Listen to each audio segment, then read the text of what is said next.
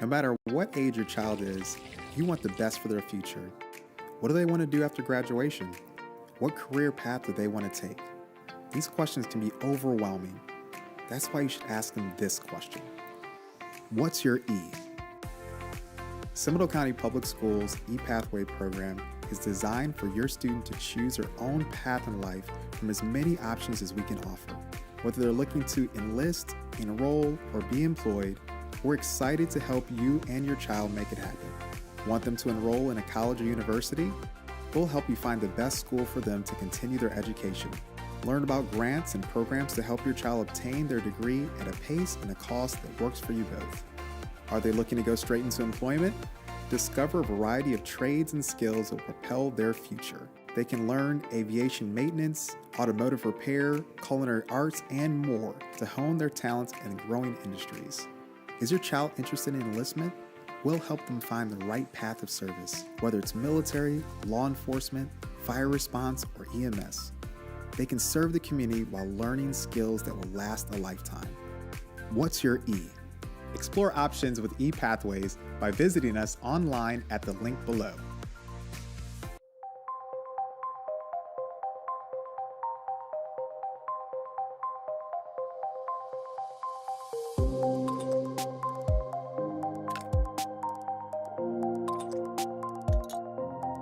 What inspired me to get into engineering was Lego. So I started as a kid, as most kids do, working with Legos and just kind of doing your own thing, building the Lego sets. And I would often take apart my Lego sets, mix them together, and build something completely new.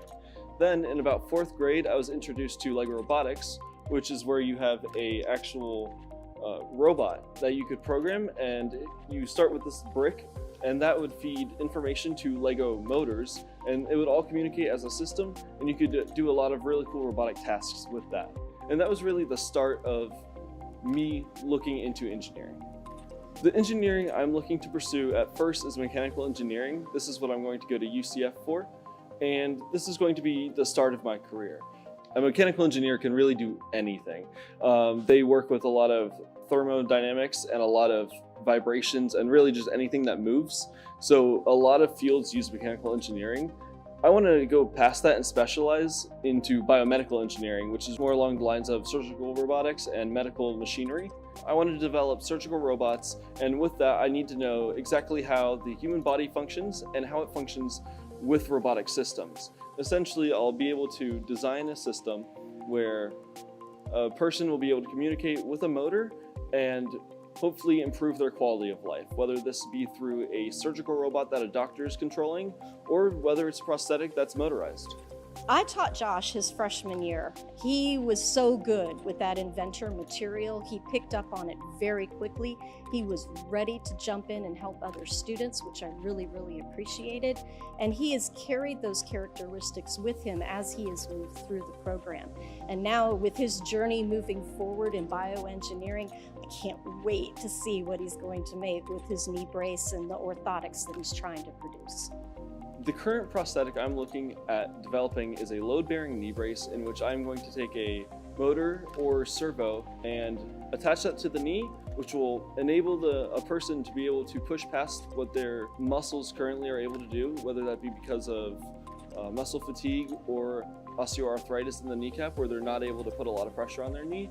Current knee braces really only work when walking. There's still a lot of pain when there's extra forces being applied to the knee, such as walking upstairs or standing up from sitting down, things you and I normally don't think about. But for someone that has severe arthritis in their knee, this is hugely painful. The strongest advantages of project-based learning, that hands-on experience that allows you to manipulate that material, really solidifies in the brain exactly how those things work. The thing I would say about this program where it exceeds the most is the more you use it, the more it'll benefit you.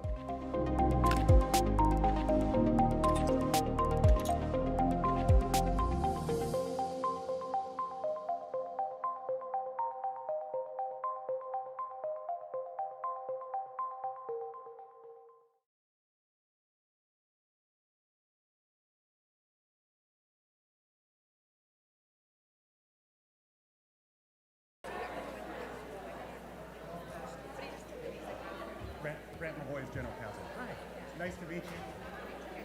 Yeah, for sure.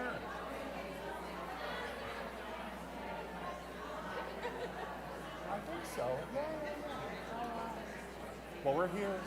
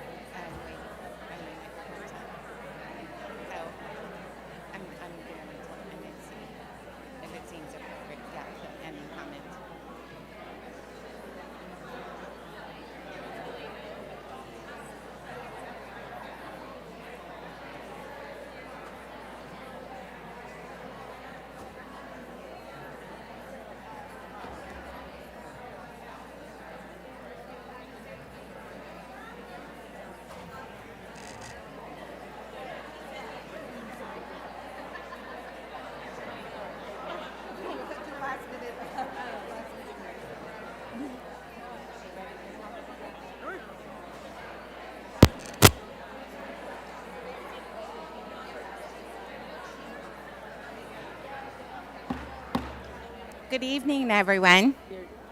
I'm on. The knob is on. Good evening, everyone. If I could ask you to take your seats, please, and we'll get started. You can't hear me? Ladies and gentlemen, we're calling to order. Thank you. Lots of friends here this evening. Thank you all.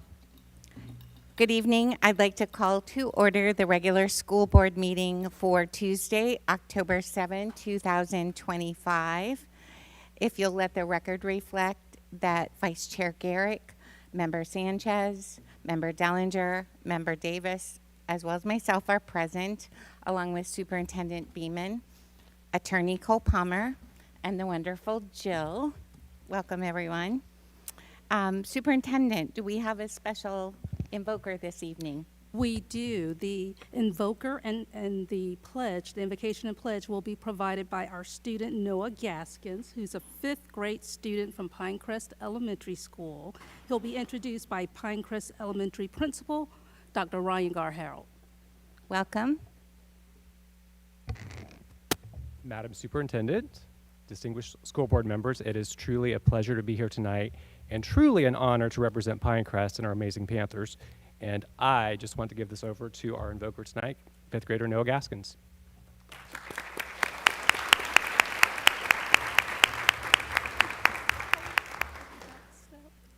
Hello, my name is Noah Gaskins and I'm in the 5th grade. I've been a Pinecrest student since kindergarten, and I have 2 younger brothers who also go here. I'm very thankful to be part of this amazing school and honored to share some of the great opportunities Pinecrest has given me. During my time here, I've had so many positive experiences. One of my favorites is our esports program, where we get to learn using Minecraft education. It's not just fun, it helps us build creativity and teamwork as we solve challenges together. We also have an awesome robotics program. It teaches us problem solving and how to work as a team. Last year, my group had to code a robot to complete a specific task. It took a few tries, but we figured it out together. It really showed us how much we've learned about persistence and collaboration here at Pinecrest. Another special program is Chorus. It gives us the chance to perform in front of large audiences, which helps build our confidence. Plus, it's a great time singing with friends. I've also been part of the Ramp 4 through 5 and Gifted programs. In Ramp 4, we got an early start on 5th grade math, which helped prepare us for testing and new challenges last year. These programs push us to think deeper and work harder, helping us grow as learners. Pinecrest has given me the chance to explore so many different subjects: engineering, science, the arts, and more. Because of these experiences, I feel ready for middle school and excited for what's ahead. Thank you to all my teachers, friends, and everyone who makes Pinecrest such a great place to learn and grow. Now please stand and join me for the Pledge of Allegiance.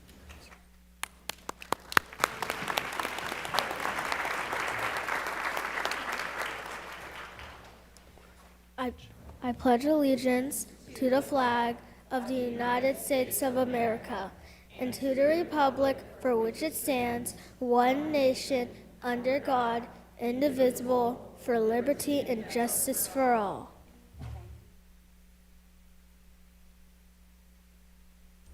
Thank you so very much, Noah and Dr. Garr-Harold. We appreciate it. Madam Clerk, do we have any recognitions this evening? No recognitions. Okay. Superintendent, do you have any agenda modifications? Yes, the addendum for a good cause is marked on our electronic agenda as addendum item. I am pulling item 6O, invitation to bid award for can liners, toilet paper, and paper towels. And I'm also requesting that we move section 11, superintendent's report, to follow section 13 of the agenda. Thank you. Board members, do you have any agenda modifications? Member Davis? No, thank you. Thank you. Vice Chair? No modifications, Chair. Thank you. Member Sanchez? No modification, but I just want to clarify. You said you're pulling 6O, paper towels and toilet paper? Correct. Okay, thank you. I didn't ask. No you. modifications. I'm sorry. My apologies, and I have no modifications either. Is there a motion to approve the agenda outline? So moved. Second. Thank you. All in favor, please signify by saying aye. Aye. Any opposed? Thank you.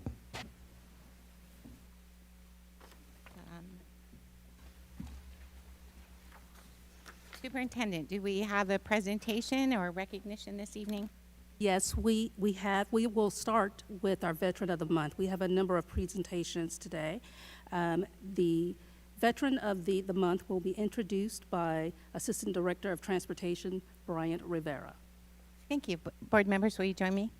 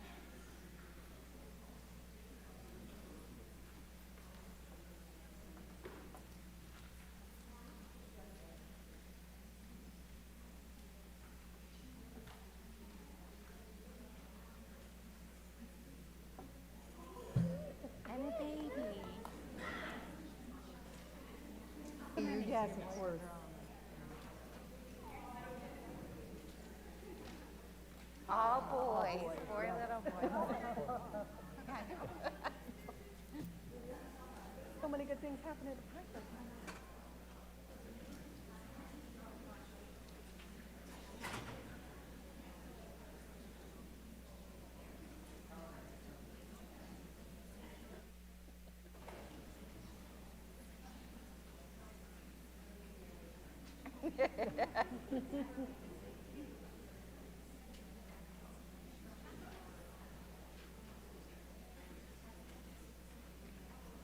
So much. Good job, buddy. Congratulations.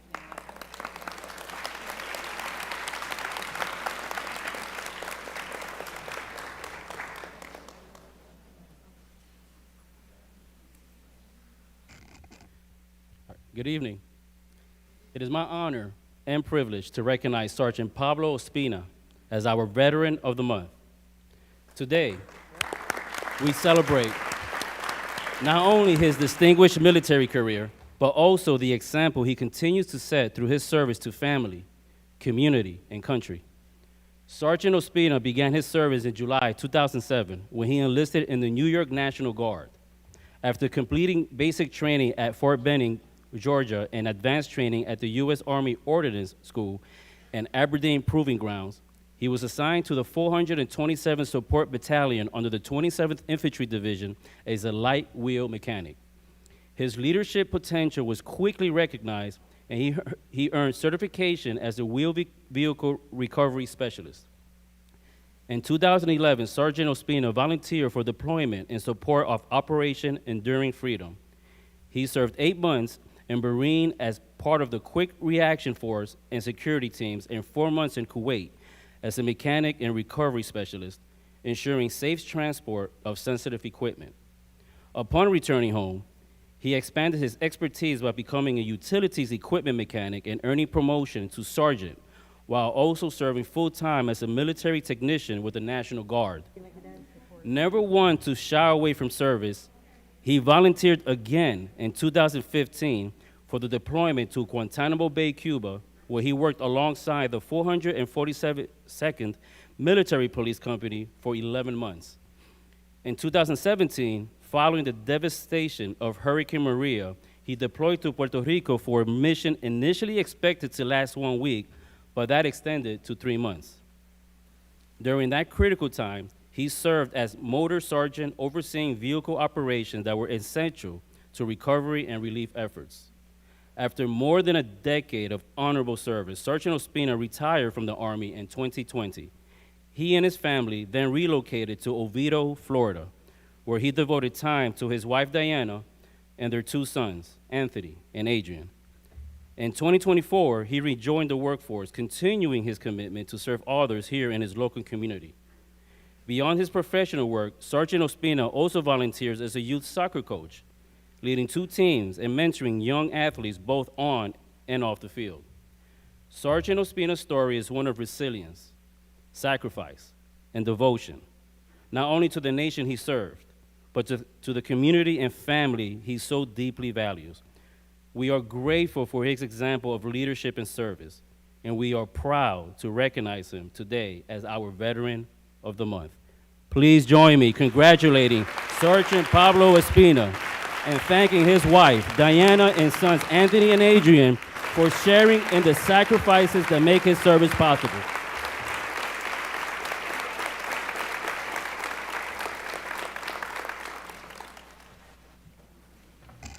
One more picture with your boss.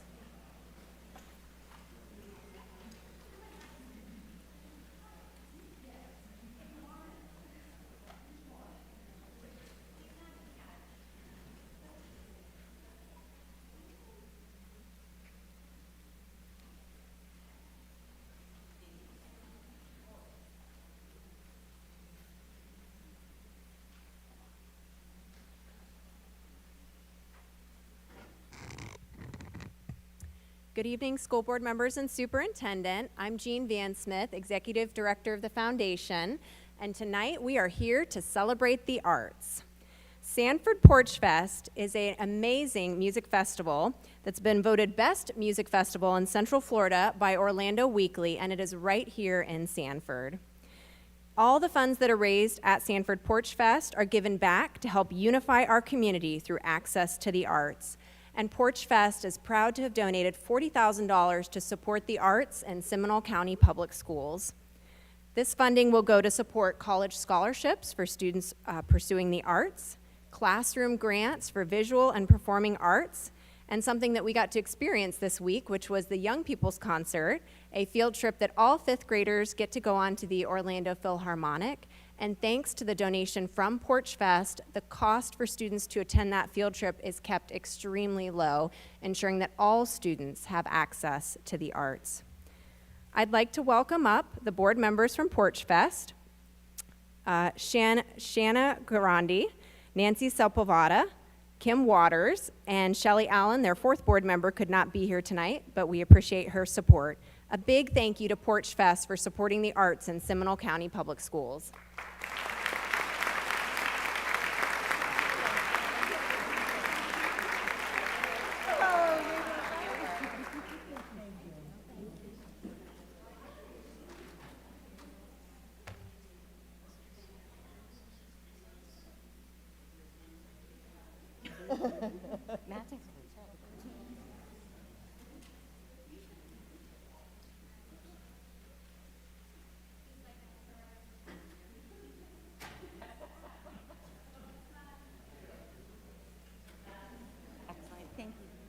Thank you.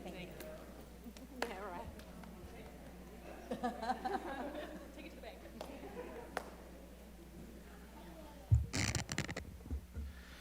All right, good evening, Superintendent Beeman and board members. This evening, I get to introduce our newest assistant principal at Winter Springs High School. Would you please welcome Dr. Edward Brace.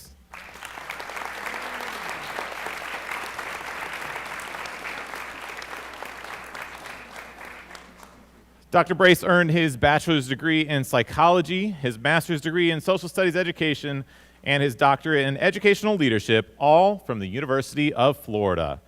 He has served in Seminole County Public Schools through his professional journey, beginning his career teaching at Indian Trails Middle School and later joining the faculty and staff at Lake Mary High School, where he also served as the social studies department chair. Eddie is being joined here this evening by his parents, Ken and Veronica Brace, his principal, Mr. Pete Gaffney, and his wife is joining us and watching us, virtually, Kelly Brace. So congratulations, Dr. Edward Brace.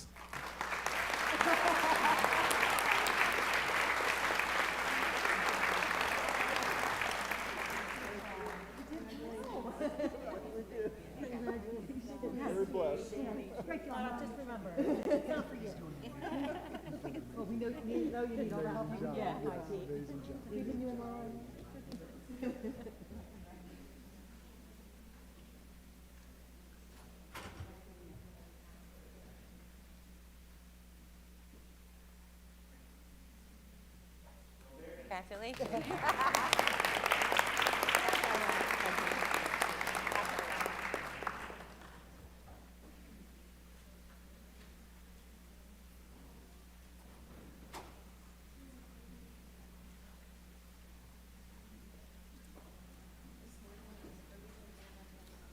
Now you have.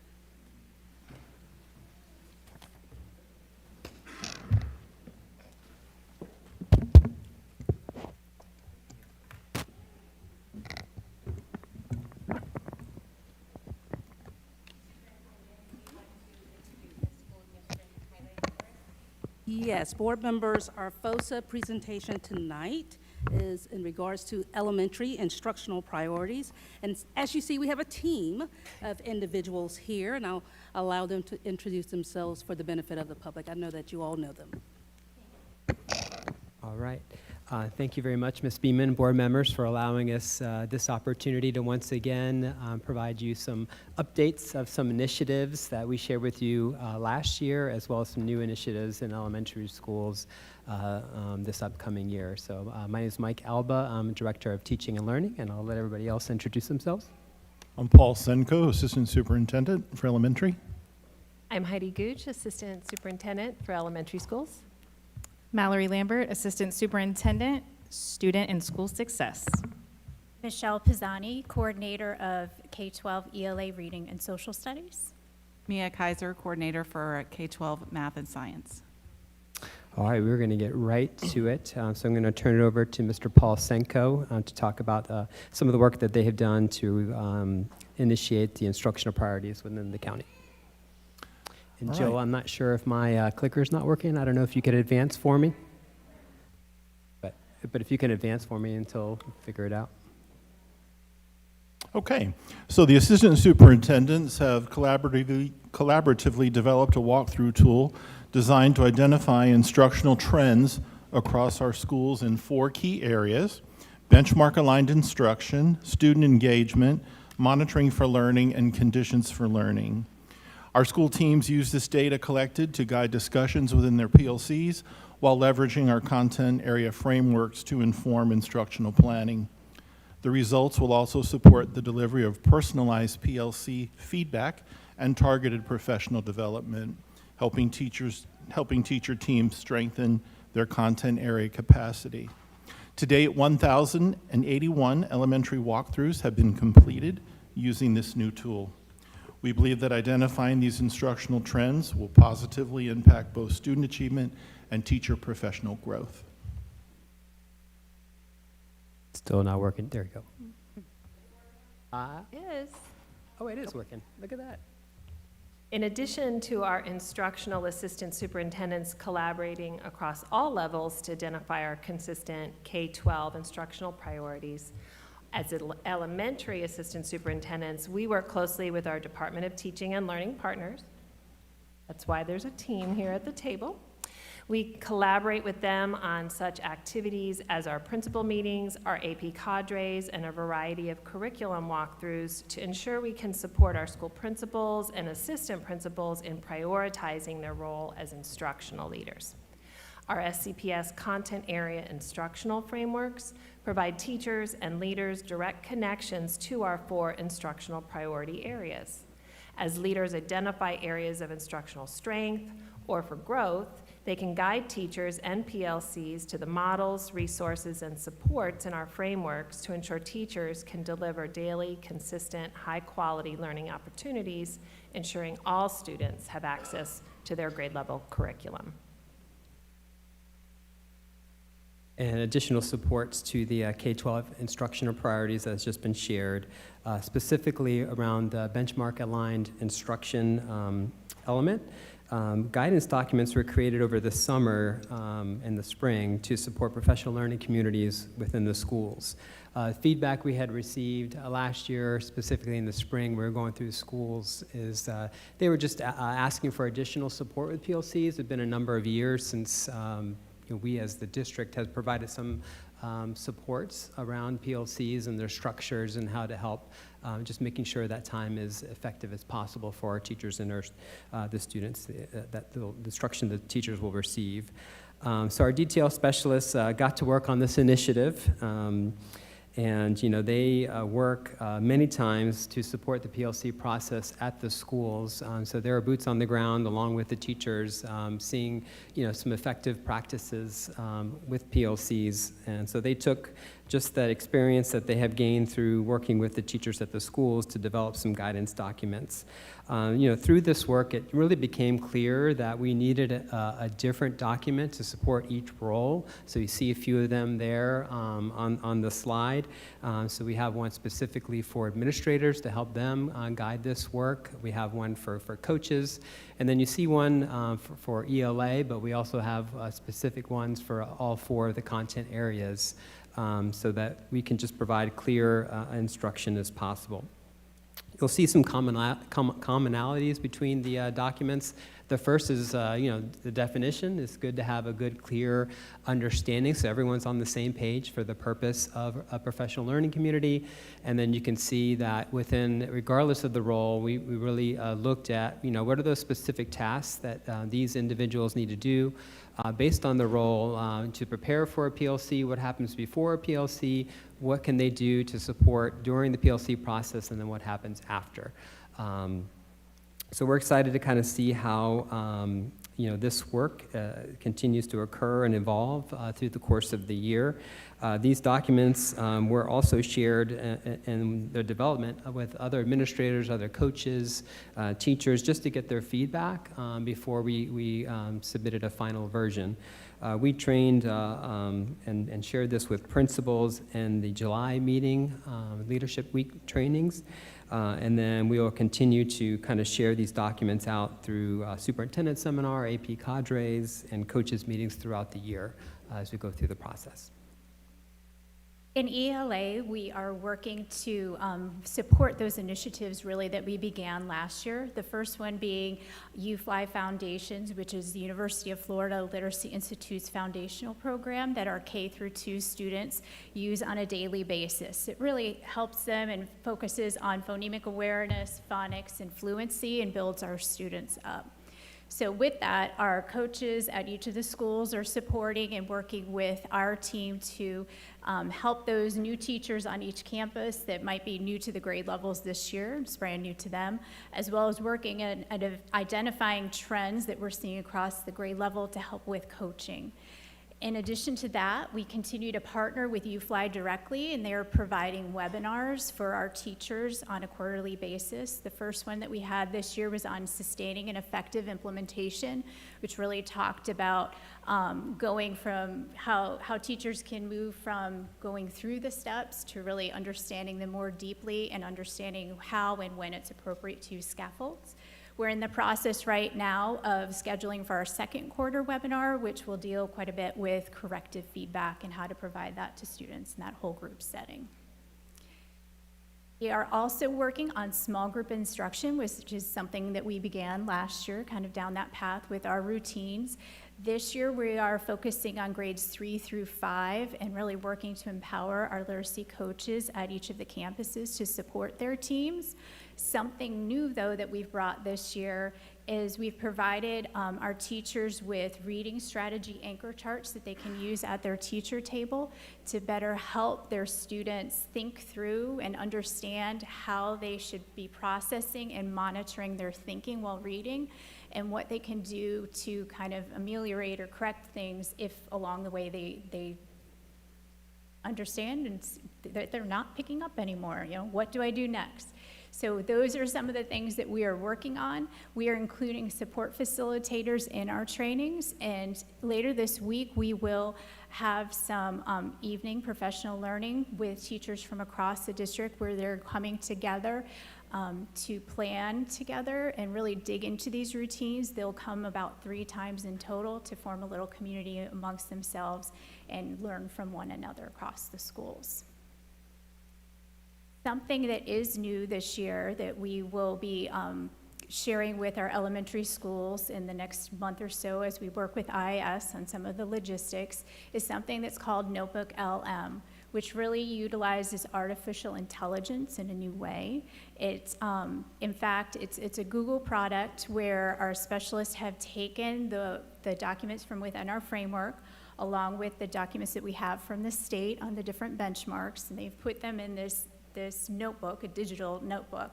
And the way that teachers or administrators, or even as Mr. Elba talked about, PLCs can interact with it would be to kind of like you might use a chat bot on a website. You can ask questions of it, and it's only going to pull from those documents. So some of the questions that they might ask might be something along the lines of, where else in the unit can I find a particular benchmark? So think about how else they might teach that, or even ask it for suggestions on some student-led stations based upon what they are currently working on. And then we know and value very much our families as part of this whole educational process. So as families are working to support, we continue with the tried and true recommendation of reading 20 minutes in the evening, whether that be the student reading side by side with their parent, or maybe as they're older, reading independently for that amount of time. In addition, the state does provide documents for parent guides based on the grade level that can be helpful. UFly also has different printables that parents for use at home to strengthen some of that foundational work. And as I'm sure many of you have probably heard, New World Reading has that initiative where they'll provide books to some of our below level students as they apply. But in addition to that, their website has different videos for families on reading with your child that are free and available to all. As far as math is concerned, we spent a lot of time last year working with teachers about how to strengthen their whole group. And so this year we're transitioning to looking at more small group stations and small group instruction in math. The strategies that we've worked with teachers on don't necessarily change, because when we're working either with whole group or small group, we want to really focus on what is the opportunity to think deeply about the math and not necessarily just come for an answer. We want teachers to really launch that task in a way that allows kids to start thinking. Teachers then monitoring for what are the strategies that students are exhibiting, asking questions that require students to explain their thinking, and then of course facilitating those discussions that allow students to connect what they've already learned to the things that they're talking about now. We really want to make sure that teachers are using these strategies to not only accelerate students who are ready to go to the next level, but to address any kinds of gaps or learning issues that students may be having. Number Talks and the Fact Fluency Fact Tactics program are also being implemented again this year. This is our third year working with the Fact Tactics program. Both of these strategies allow for students to, again, talk about the solutions that they're using and how are they thinking flexibly about the math rather than just giving an answer. These activities that happen on a daily basis in the classroom help to build confidence and fluency in students so that they are capable and wanting to dive into those more complex problems.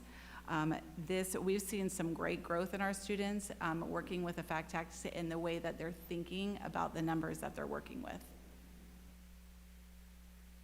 In math, we're also looking at Notebook LM as a way to support our teachers. For math, because the Notebook LM is a large language model, math teachers need to interact with it in a little bit of a different way than ELA, social studies, or science. Sometimes what happens is the images or equations that are generated are not necessarily produced in the correct context for math, and so we've really kind of pivoted to use this as a way to support teachers in their content knowledge and their pedagogy. So we have uploaded a variety of documents that help with the initiatives that we have. So how to facilitate small group instruction, what a Number Talks looks like, and also for our fluency banks. And those things are producing some podcasts and some videos that allow teachers to have on-demand professional learning so that they're able to implement these things in their classroom. It's nice because our fluency bank has over 33 pages of activities, and by using this Notebook LM, a teacher is going to be able to go into the fluency bank and type into the chat, I'm looking for a fluency bank that helps students with number sense, and then it'll pop up ones that are appropriate both to the content and to the grade level. And then, of course, families can support their student in math in a variety of ways. The easiest thing to do is while your student is working on math to really just ask them to explain what their thinking is and how they're going about the problem solving. It's really a great way to get kids to really share their thinking that's happening so students can really, or so parents can really get a lens into what their students are thinking. Of course, we do have a lot of resources available in Clever. So both CPOMs and iReady have lessons for parents and students to use. And then new this year, it was just released by the Department of Education in July, is FloridaMathForAll.org. It is a website that allows parents to download lessons so that they can have little activities and stuff like that to work with their students at home.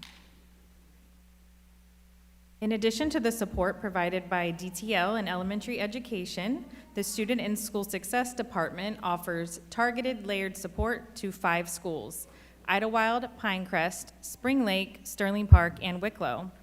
Our team of instructional coaches work on these campuses weekly, supporting in PLCs and in classrooms, working alongside teachers and students to strengthen instructional practices.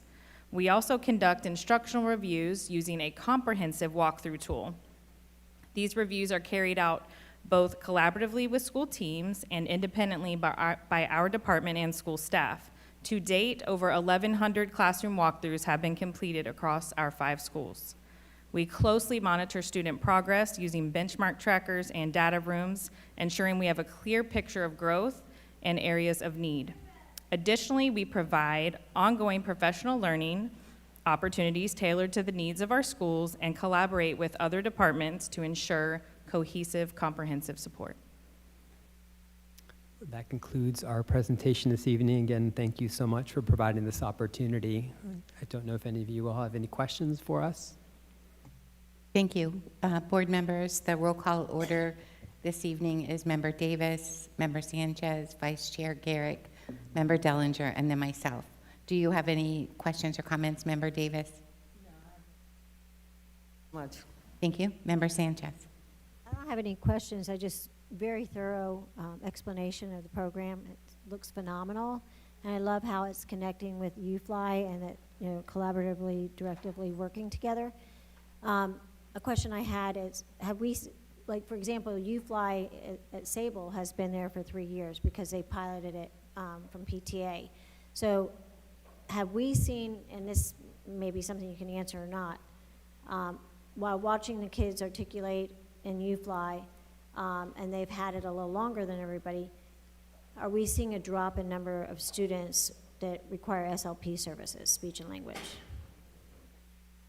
You know, can we do any kind of check on that just to see? So I'm wondering, just because the way that they're articulating, the way the phonetics are being introduced, I would think that that would correlate with the amount of students that are possibly not needing the services as much, but that's just what I'm assuming.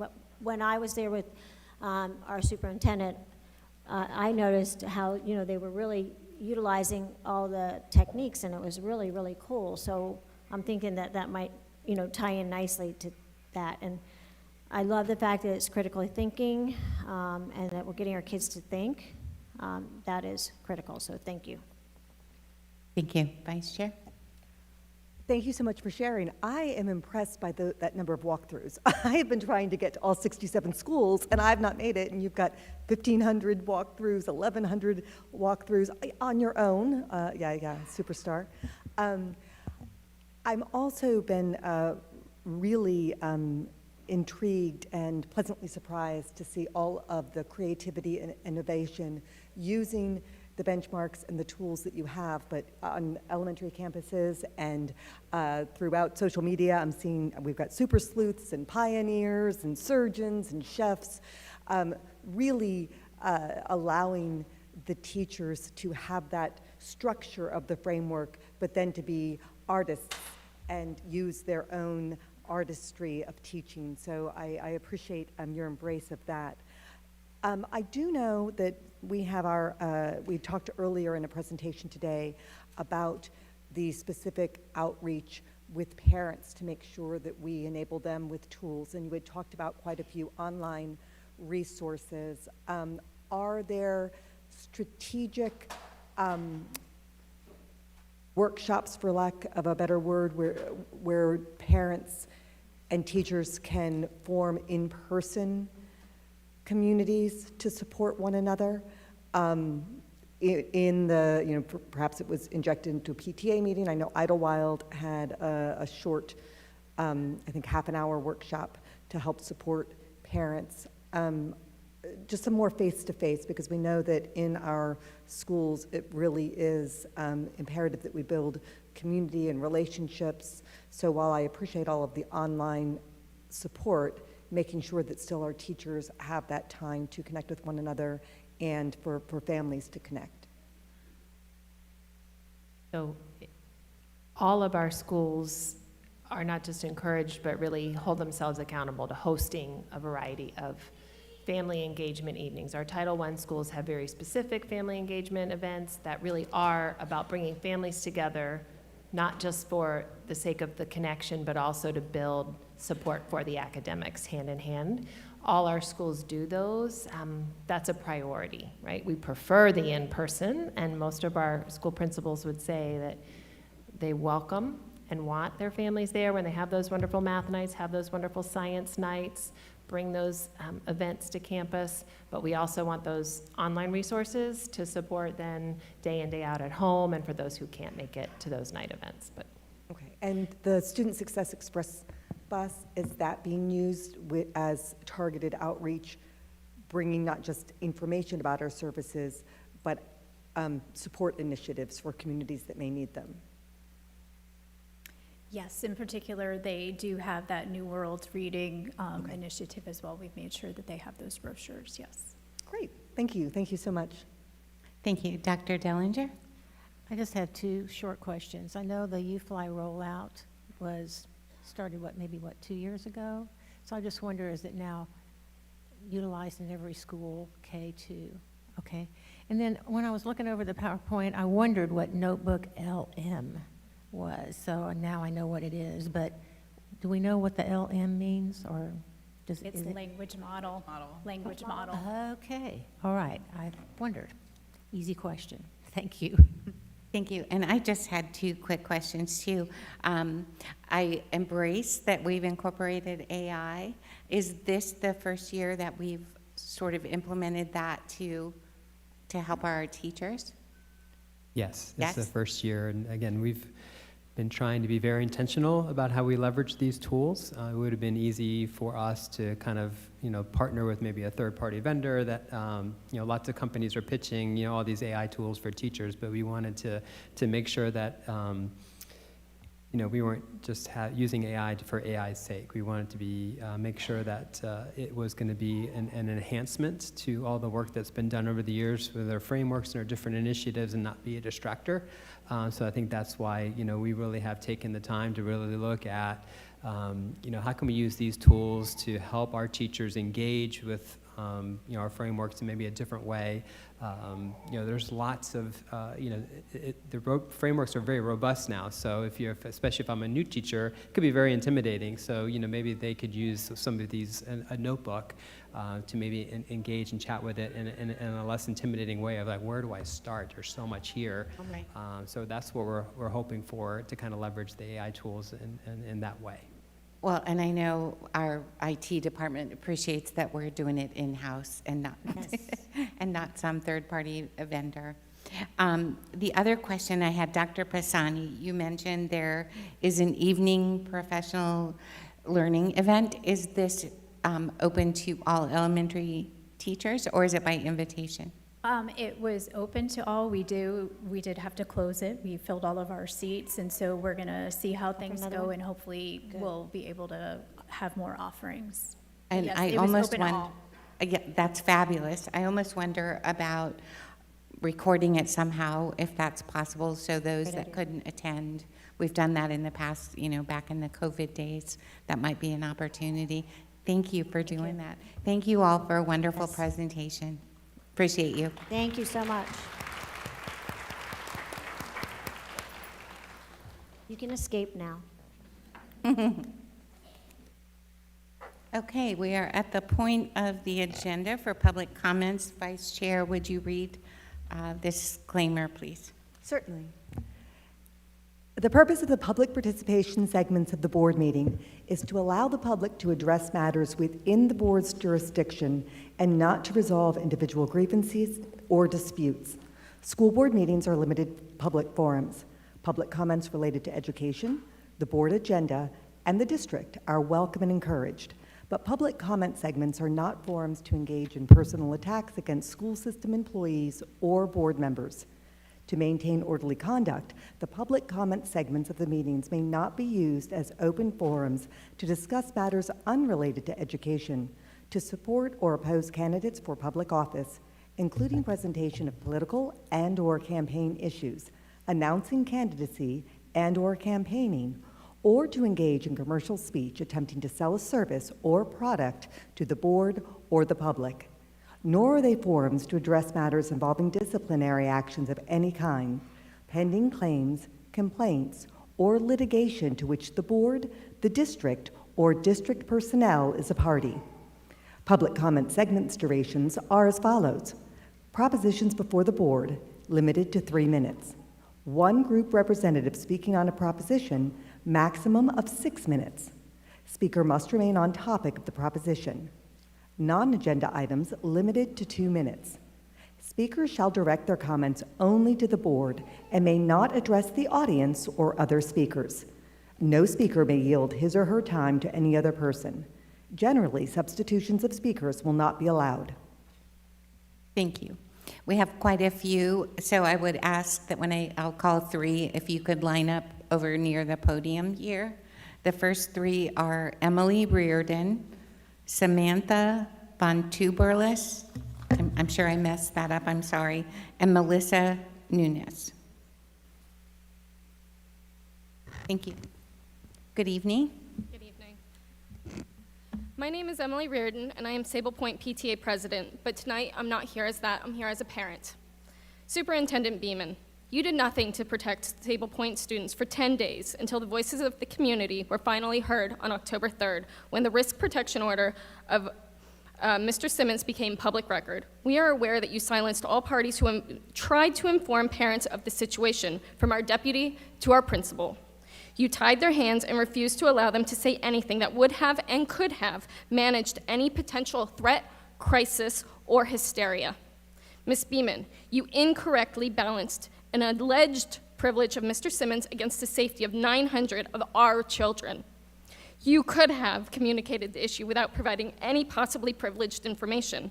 You could have advised that an employee had thoughts of violence against our children, he had been safely removed, keys confiscated, school rekeyed, added security on campus without ever revealing the identity of the individual or his diagnosis.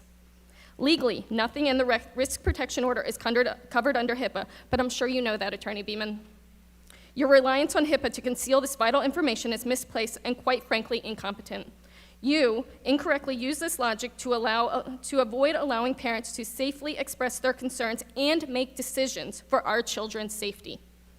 And not surprisingly, it was not until parents were able to express their concern and many calls were made did anything actually occur by the county. Your concealment was nothing but an effort to protect yourself over our children.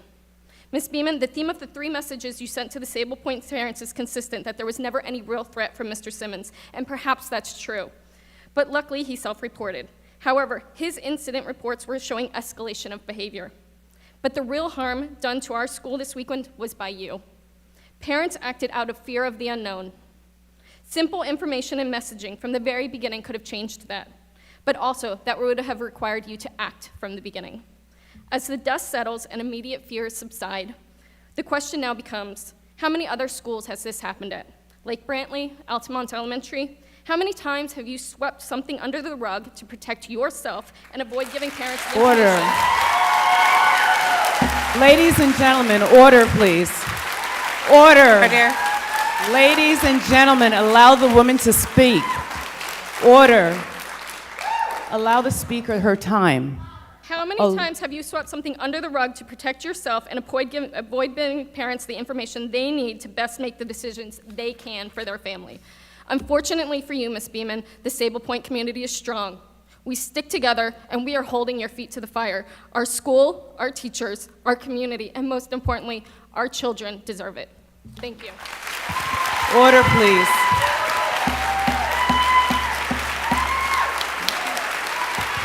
Ladies and gentlemen, order. Allow the speaker her time. Order. Thank you. Before you begin speaking, Ms. Cole-Palmer, will you review the decorum for the board meetings, please? In reference to the Public participation and their...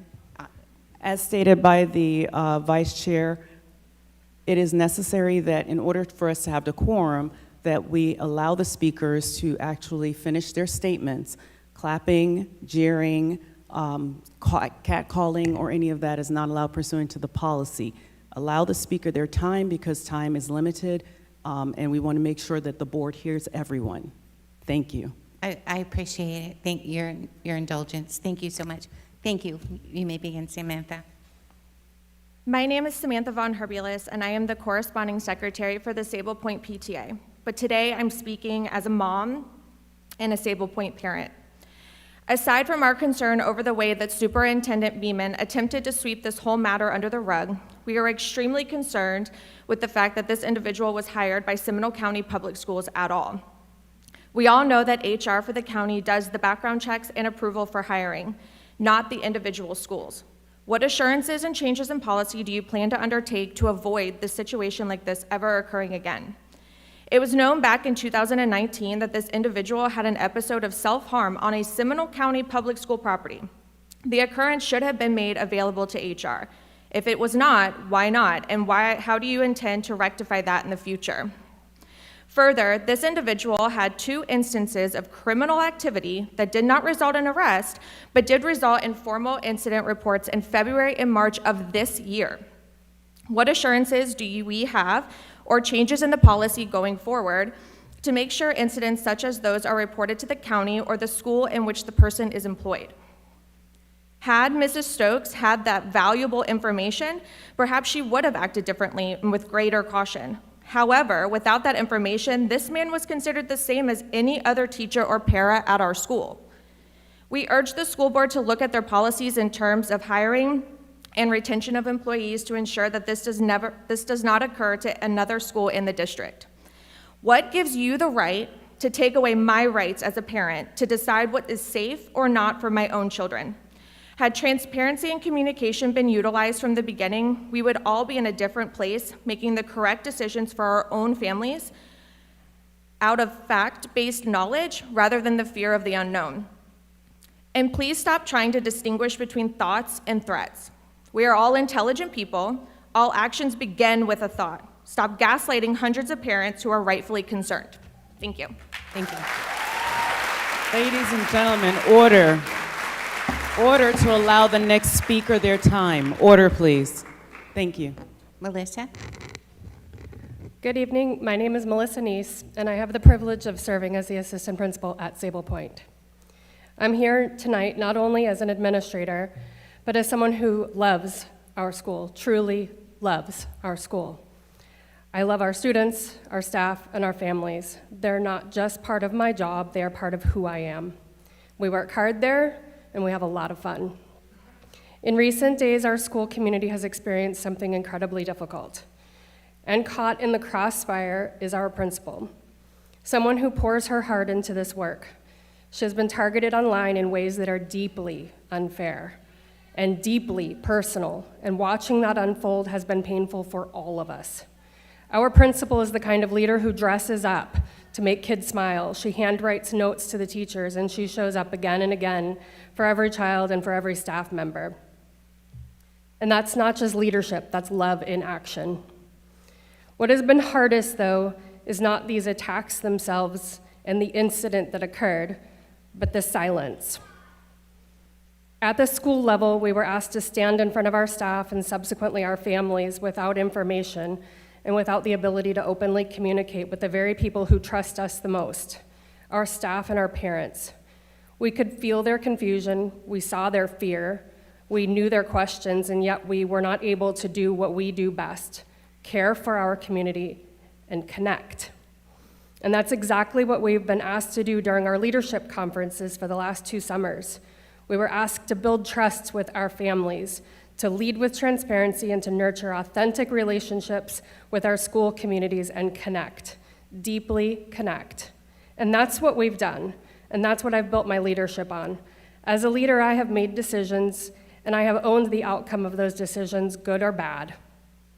And that, I think, is how I've earned the respect of staff and parents in our community.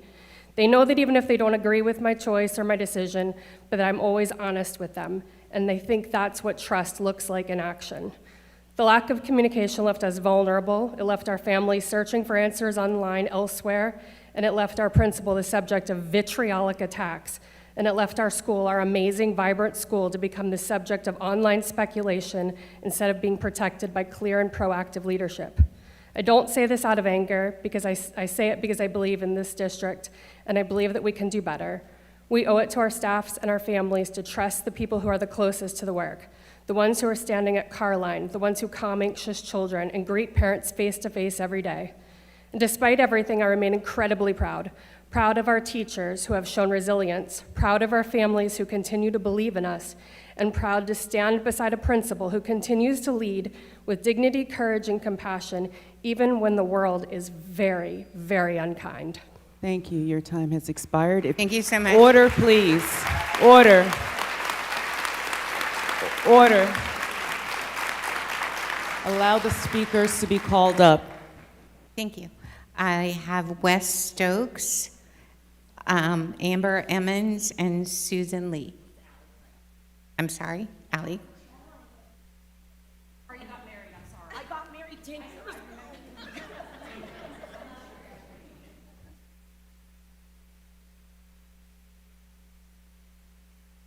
Board members, I would like to say thank you for allowing me the opportunity to speak via my proctor, Allie John. Due to my wife having surgery tomorrow, I'm unable to attend in person. My wife, Shannon Stokes, is the proud principal at Sable Point and has given 30 years of her life to education. She has worked nearly all of her career in Title I schools, helping the underserved communities until being called to serve at Sable Point by her director 4 years ago. I have never met a more passionate and caring person seeking to help children succeed than my wife. She loves her job and loves all the kids as if they are her own, so much so that the teachers, staff, and children see her more than I do.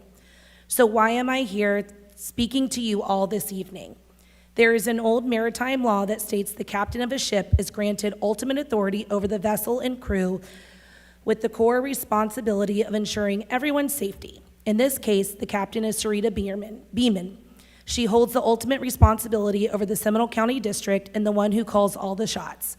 She and her team are responsible for providing and enforcing policy and procedures that each administrator is required to follow. Unfortunately, when difficult things happen in life, many people in power retract and cower from the situations that require leadership and courage. That is precisely what Ms. Beeman did. She hid on the day of the event and is still running as far away from the event as she can. She is more than happy to sit on the sidelines as social media justice is vilifying my wife. Allow me to state the timeline and facts of what occurred so parents, teachers, and those in the community know where to direct their anger appropriately. On Wednesday, September 24th, Mr. Simmons came to my wife's office prior to the start of school stating he needed to go to the hospital and take time off work. He didn't say why, just that he needed the time off. She granted him the time and instructed him to let his teacher know that he would be out. He then went directly to the resource officer and proceeded to tell her the thoughts he was having. My wife and her boss were in a meeting on campus and were immediately briefed on what Mr. Simmons had just told her. Action was taken and the situation was handled by law enforcement as seen in the report.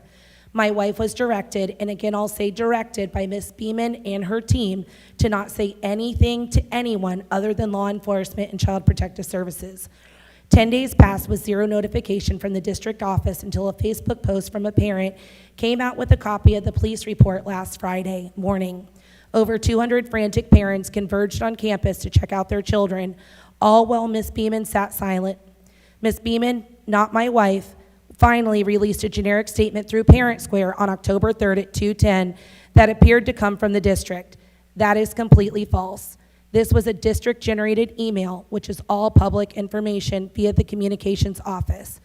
Catherine, I'm going to say this wrong. Your time has expired. If you have written comments, you can leave it with the clerk for the board to have, and then it'll be part of the record. Order, please. Ladies and gentlemen, allow the next speaker to come up. Order. Order, please. Thank you. Amber Emmons, followed by Susan Lee, followed by Maura Ovi. Hi. Hello. Good evening, board. My name is Amber Emmons, and I'm a new parent at Sable Point Elementary. And let me just begin by expressing my deep appreciation for the dedicated teachers at our school who have provided my child with a wonderful learning experience so far this year. Their commitment is extremely commendable, and I stand firmly behind them. However, I stand before you tonight with a heavy heart, as my trust in Principal Stokes, the administration, and the district has been severely hurt. The decision to wait 11 days to inform parents about the alarming incidents that occurred on the 24th is nothing short of deceptive and unacceptable. Delaying to change the school's locks for 13 days is indefensible. Most disturbingly, they claimed that there was no threat is not only misleading, but a dangerous misrepresentation of the truth. The line between a threat and an active threat is razor thin, defined solely by opportunity. On the 24th, Mr. Simmons arrived at the school with the possible intent and opportunity to harm a child. By sheer luck or a fleeting moment of clarity, he thankfully reconsidered his actions and was subsequently Baker acted, but let me be clear, he should have never been employed at Sable Point or the district in the first place. Order. Order. Allow her to speak. His history of thoughts of harming of children and his mental health in the past was not a matter of if but when, and this is a chilling reason that, and a lesson that could have come at the unimaginable cost of our children's and our teachers' lives.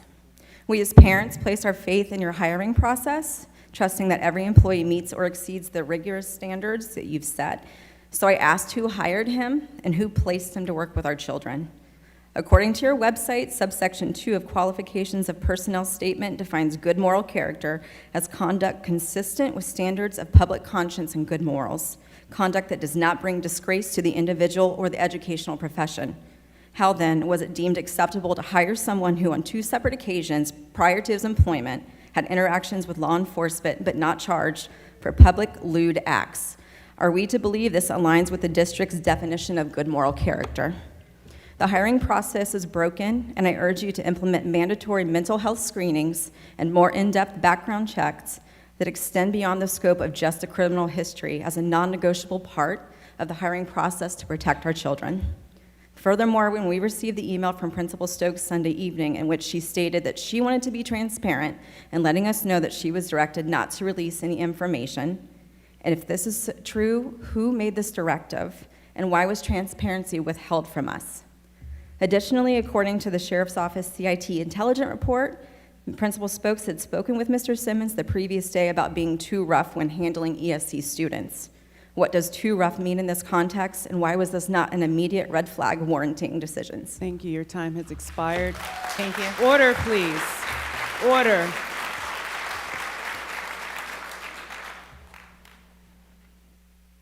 Ma'am, if you have written documents you'd like to be a part of the record that you did not get to finish speaking, you can leave them with the clerk, and they'll be made part of the record.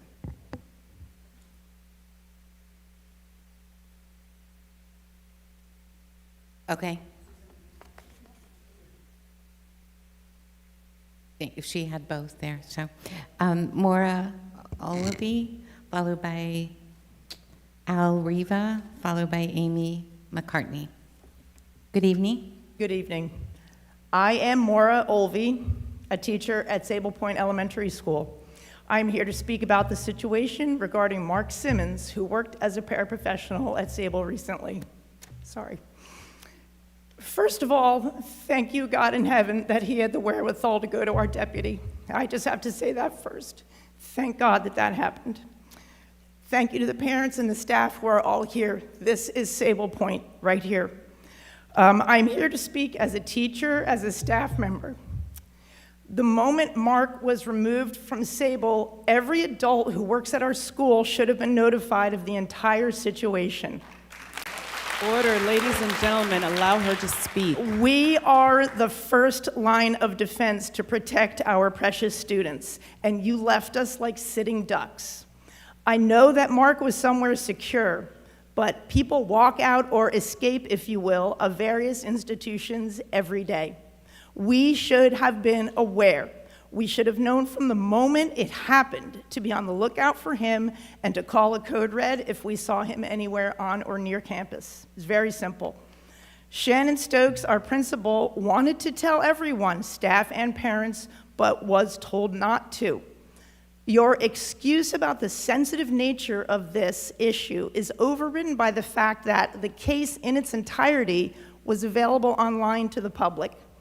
And your other spin, the no threat was made, is ludicrous. It's semantics. Your decision to silence Shannon was outrageously dangerous, disrespectful to all of us, and at the very least, disappointing. You train us for code red, code yellow, code blue.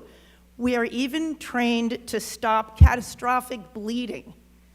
But when a potentially dangerous situation actually arose, we were left in the dark by our district leaders. Shame on you. Order. Ladies and gentlemen, order, please. Order. Order. Allow the next speaker to approach. Thank you. Good evening. Thank you. Good evening, members of the board. My name is Amy McCartney, and I'm a parent in this district. I want to speak tonight about trust, the trust between families and the school district that's supposed to protect our children. The trust was broken when a very real threat at Sable Point Elementary was not treated as one. An employee told the school resource officer that he had been imagining slitting a child's throat, beating her to death, and bringing a gun to school and shooting students in the cafeteria, the same children he worked with every day. That is not simply concerning thoughts. That is a threat, and it should have been handled like one per Florida school safety guidelines. Instead, parents were kept completely in the dark. For 9 days, there was no notification, no precautions taken to protect our children.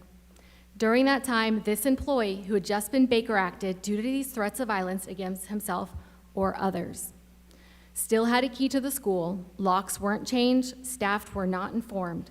The school had no way to ensure he couldn't come back and enter the building. This is even more troubling when you consider his background. Before he was hired, there were 2 prior police reports for public indecent exposure. Because those incidents did not result in arrest, and because the Baker Act is not a criminal charge, none of these red flags appear on a standard background check. That means that if he applies for another job in a different district, nothing in his record will indicate that he ever posed a risk to children. And instead of being fired, he was allowed to resign quietly. The only people protected in this process were the employee, his parents, and the district, not the children or the teachers. The initial communication reflected this imbalance. The emails expressed care and resources for him and his family, but not for the safety of our children. Compassion matters, but it cannot come at the expense of accountability or safety. When the district finally addressed the situation publicly, it said there was never an active threat. If this wasn't a threat, then what was?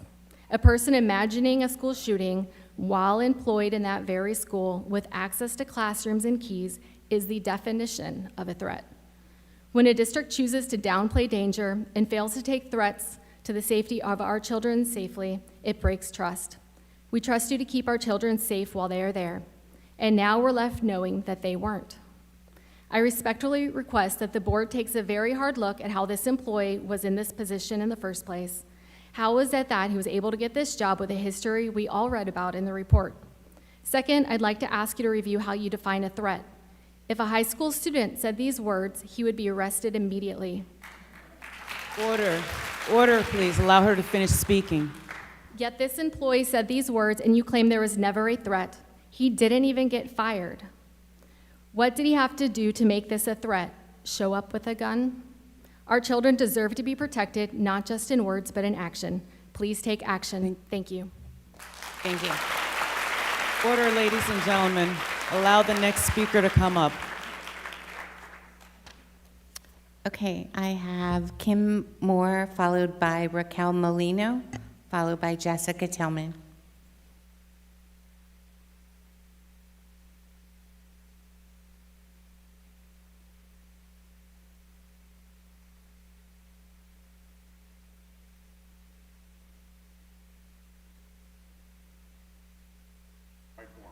Where's mine? I might have missed it. No, that's... If you'll give me just 1 minute, please. I misread it, yes. I called the name, I'm sorry. You'll be after her, okay? Thank you very much.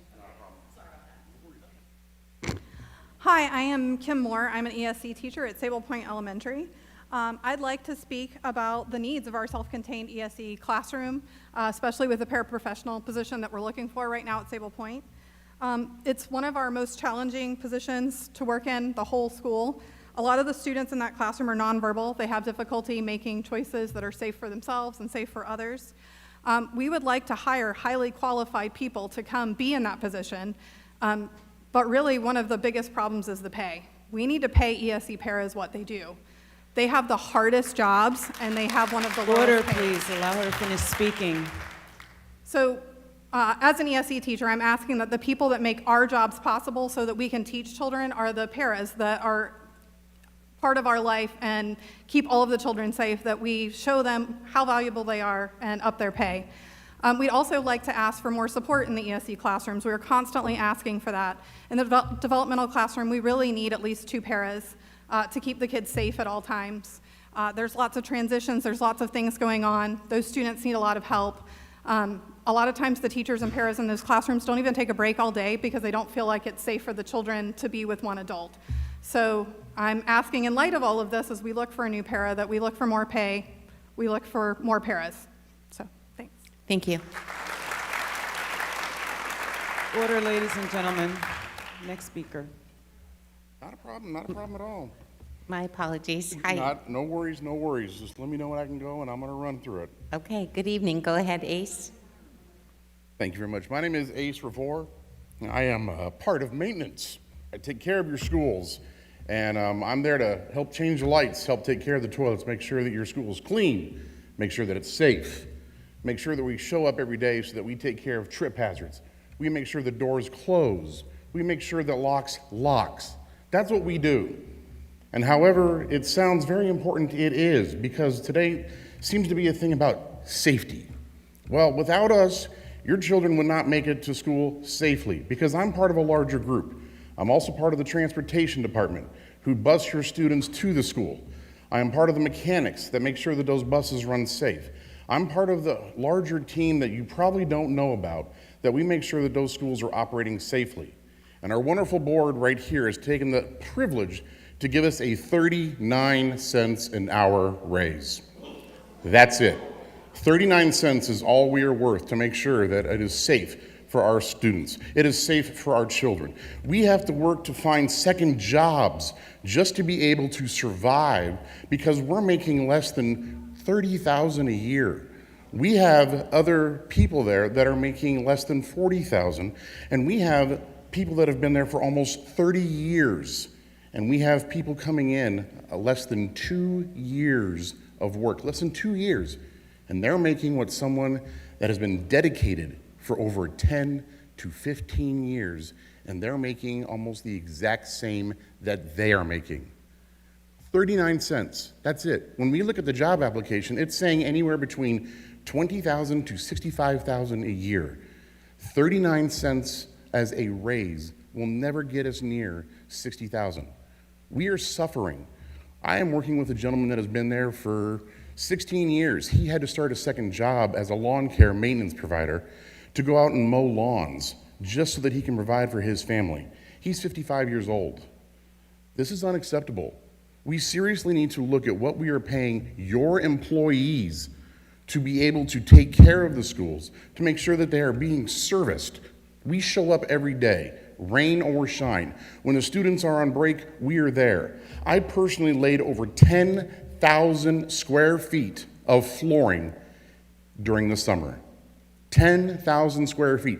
4,000 of that was at Wilson alone. We are dedicated. We work hard. We sweat. We bleed. We're breathing everything that you could possibly imagine in that concrete and floor. And we are only getting a 39-cent raise. There is something wrong with the system, and it needs to be addressed, especially when our director, John Wilkes, who has only had that temporary director position, has gone from a measly $50,000 a year to $120,000 a year, and we're suffering for 39 cents. Something is wrong. Thank you for your time. Thank you. Order, please. Ladies and gentlemen, order. Allow the next speaker to speak. Thank you. Raquel, followed by Jessica Tillman.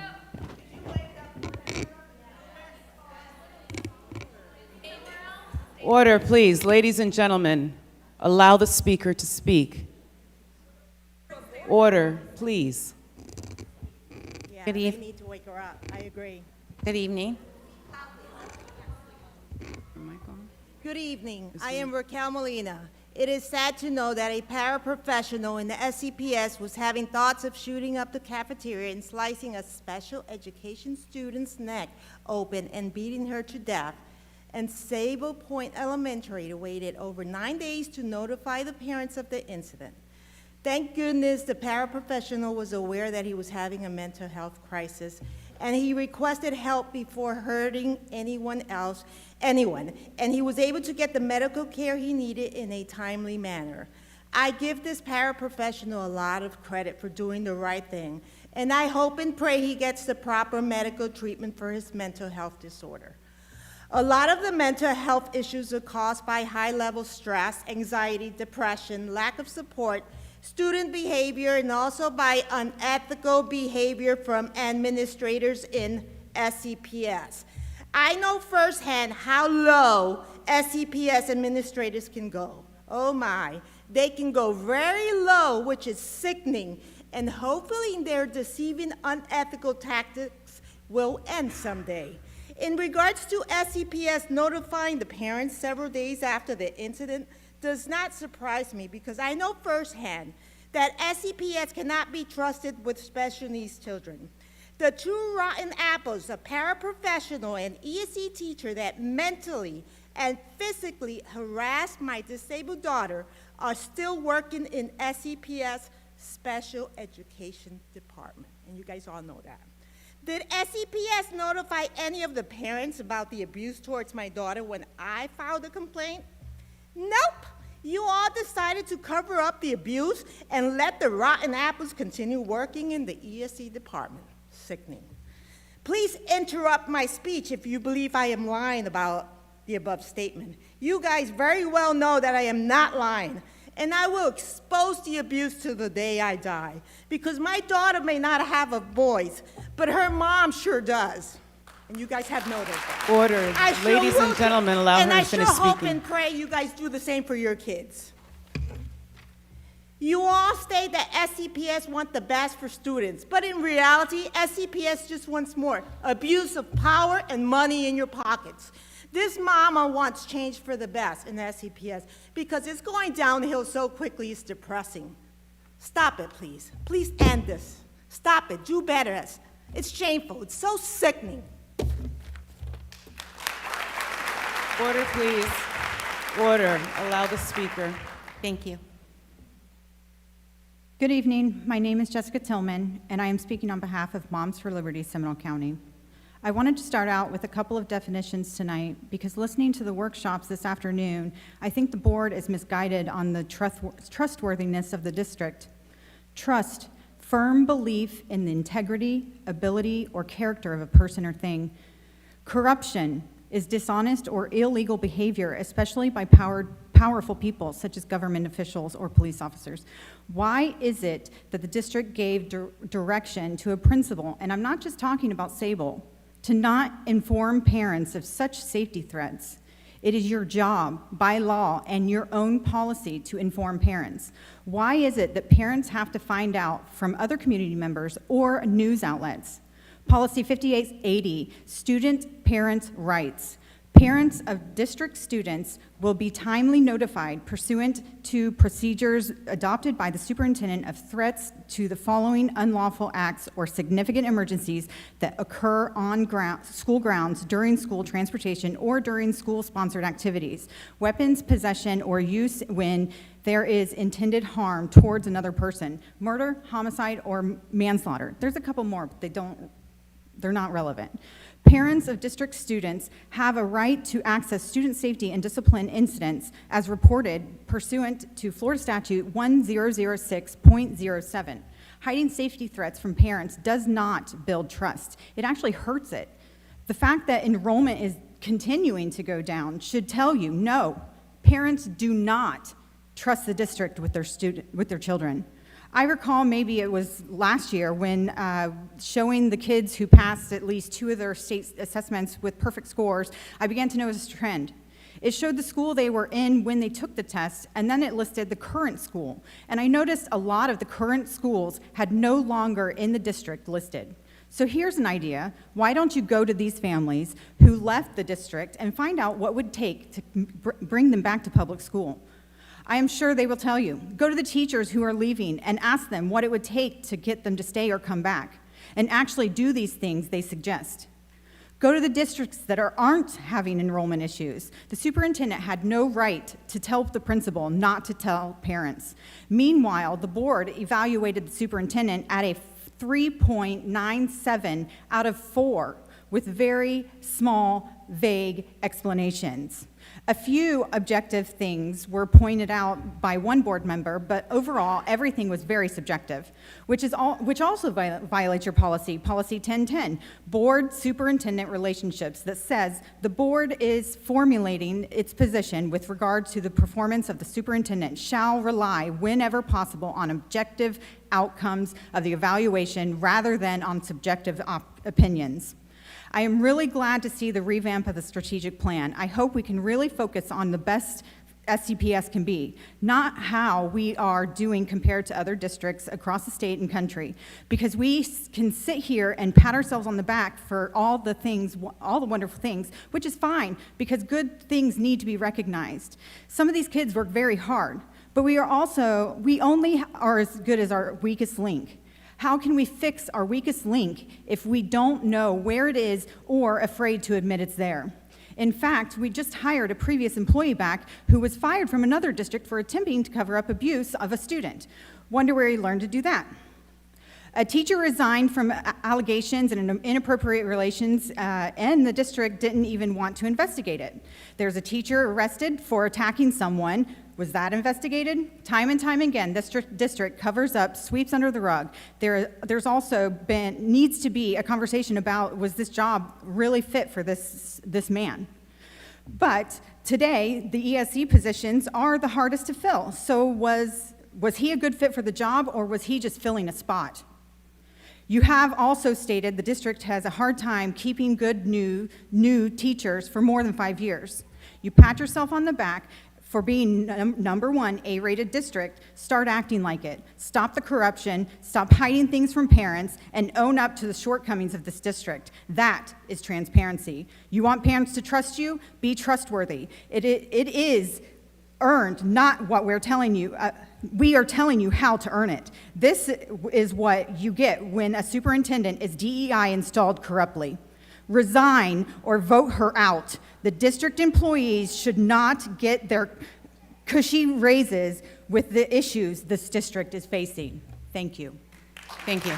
Order, please. Order. Allow the next speaker to be called. That concludes public comment for agenda items. We are now up for board items for discussion, board comments. And again, the order, excuse me. Member Davis, any comments? Thank you. Order, ladies and gentlemen, please. Member Sanchez, any comments? Are we doing board meeting or? You can do whatever, committees or. All right, and then I'll respond after the second batch of discussions. I'm going to go ahead and do my board ones. So FSBA, Florida School Board Association, I serve on the legislative committee, and I have a 2-day training starting Thursday to Friday. Lucky that it's here, so I will be in Orlando. We had quite a bit of submittals. We did ours today, our kind of finalized, the ones that we worked on this morning. I believe it was this morning. Today seems like kind of a, we've been here since the crack of dawn. So we worked on all of our different legislative priorities to see what we felt would be the important ones. And of course, still continuing the fight of the fact that we're number 50th in the United States on salaries, based out of all the states that Florida is ranked in last place, and we still will fight that. The Allie's Hope, Glassful of Hope, which many of you know I am on the mental health board with that. We have Allie's mental health event November 13th. If anybody wants to buy tickets, please go to Allie's Hope, or you can reach out to me, and I will make sure you receive that, as you know how near and dear mental health is to me. Also wanted to send out our thoughts and prayers to a fellow colleague of mine, Dr. Jeffrey Bauer, who used to serve on the board with me, and his family, as he recently passed away. And the superintendent and deputy superintendent and I went to the funeral. So please keep his family in your prayers. This week, we had a fabulous time at Hispanic Heritage Festival over at Lake Brantley. That was actually last week. We really had a great time, all the clubs, Young Men of Excellence, you name it, SGA, they all came out with different activities and different things to share about Hispanic heritage, and we had a blast. We had our foreign exchange breakfast, and our foreign exchange students, I think we had, 9 students around, 9 or 10? They all shared the differences here compared to the countries that they came from, and it was a wonderful breakfast, and we learned a lot from them. Also, I had the Kids House Breakfast, which is also for students that are, or children that are abused. I sit on one of the boards for that, and we had the breakfast for that last week. And of course, Base Camp, which is Kids with Cancers events this weekend. A board that I serve on that is near and dear for pediatric cancer for children in our local area. Homecoming at Lake Brantley went off without a hitch, and the parade was phenomenal. They did a Candyland theme, and their floats were probably the best floats I have seen in a long time. And Boys and Girls Club at Velma Williams Center will be Thursday, and I'm one of the captains of the table, so I know many of you are going to be at my table. Looking forward to that. Superintendent Beeman, I forgot to send you the invite, but you do know about it, so I just need to make sure it's on your calendar. And we have this weekend Hispanic Heritage Month. Thank you, Mrs. Cardona, and your amazing ESOL team and ELL team for everything you do for our students. We love you and know that you've been going through a lot within the past couple weeks, as well as so many others in here. We'll have that at the Farmers Market on Saturday in Lake Mary. And then our Marching Band Festival will be October 18th, 10 to 12:30. And then, of course, Night of Impact with arts programs and all of that is that evening. And I'll leave the rest up to everyone else before I do my other comments. Thank you. Thank you so much. Vice Chair? I know we've got quite a few folks that would like to speak tonight, and I'll keep my comments brief. For committees, Dr. Sean Gard-Harold and I were able to attend the United Way Business United. I've asked for the PowerPoint to be sent to me. When it is, I will share it with you all. I will tell you that I continue to be incredibly proud of the work of ePathways team, Dr. Sean Gard-Harold, and all that he does. The emphasis was on building relationships with the business community and making sure that our children are graduating with the future in mind. And we are certainly ahead of the game here in Seminole County. I also serve on the foundation. There were breakout sessions that talked about this year's Grants for Great Ideas. This year, there are 3 different timelines, so there'll be 3 opportunities for teachers to apply for grants. The first ones were just given out this past week, so I saw some of those online, some celebrations. Again, the chair, Holton Mills, has told me that he will forward the minutes as soon as he has them. I was at the City of Sanford District 2 meeting. The emphasis was on men's health. So they did a big huddle to health, I believe is what men's health huddle. That was it. It was games, and they did PSA screening for prostate cancer, and lots of good information. Of course, there were the city folks were all there with their report. Much information that applies countywide, not just to the City of Sanford. And then I attended the Midway Coalition meeting.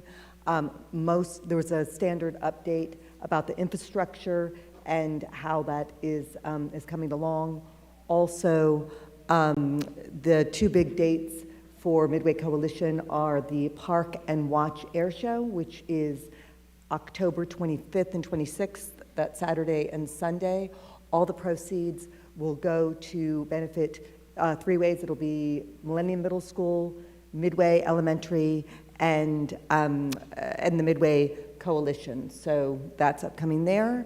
And then their 5K is in November, and that's at Midway. And the principal was there too, Principal Padilla, and she shared some of the upcoming literacy night events. And Teach-In is coming up November 18th. So if any of you are dividends and have not yet put in your applications to share a talent, a passion, a hobby, November 18th is the time to do that. Thank you so much. Board members, there's one item in the book where we need a member to serve on a committee. It's item 6.m RFP for third-party instructional services. Member Sanchez, you're willing to do that? Thank you so much. I just want to remind all of our employees, we're in open enrollment for your insurance. So those that are here, those that are listening, please make sure to get that registration done. The Wellness Department will be glad to help you get registered if you're new to the district or have questions. I had a Science Center marketing meeting, which is a subcommittee of the Science Center. They are revamping their whole dome, the Cinedome. And so we're looking forward to that. It's going to be a planetarium with laser light shows and very interesting new seating, all of the updates. They're working with Seminole State College on the design and what works and what's good. And then finally, the city of Oviedo, October 19th, they're hosting Viva Oviedo from 2 to 8 p.m.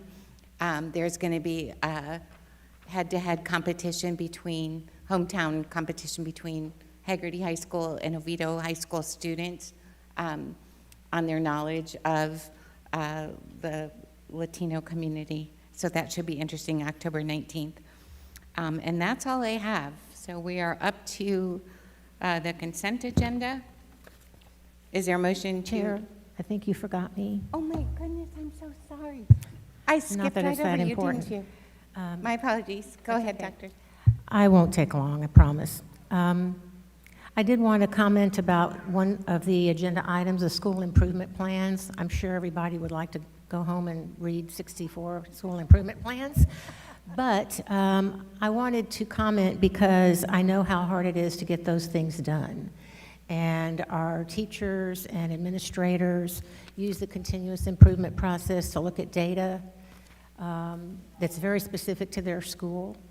And they develop plans to improve and help students improve. And each school is unique and has different folks working and designing what works for the kids in their school. And it's something that I know that from past experience, when you say, oh no, we have to do our school improvement plans, but it actually is a really good process.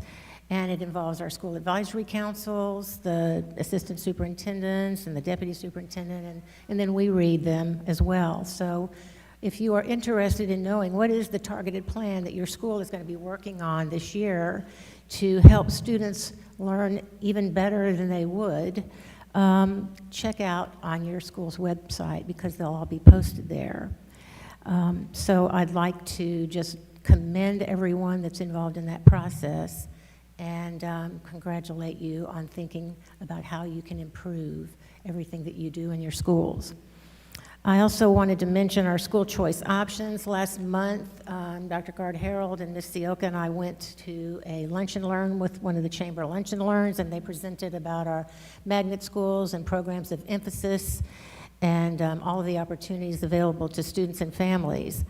The window for applying for magnets for next year already opened October, and then in January for elementary. If you have an opportunity or you're interested or you have friends in your neighborhood, the resource guide outlines everything. It's pretty incredible what you can find in here. And so I just would encourage folks to take a look at it. And then finally, the last thing is, I was in the Lake Mary High School homecoming parade and went to the game. They won quite handily.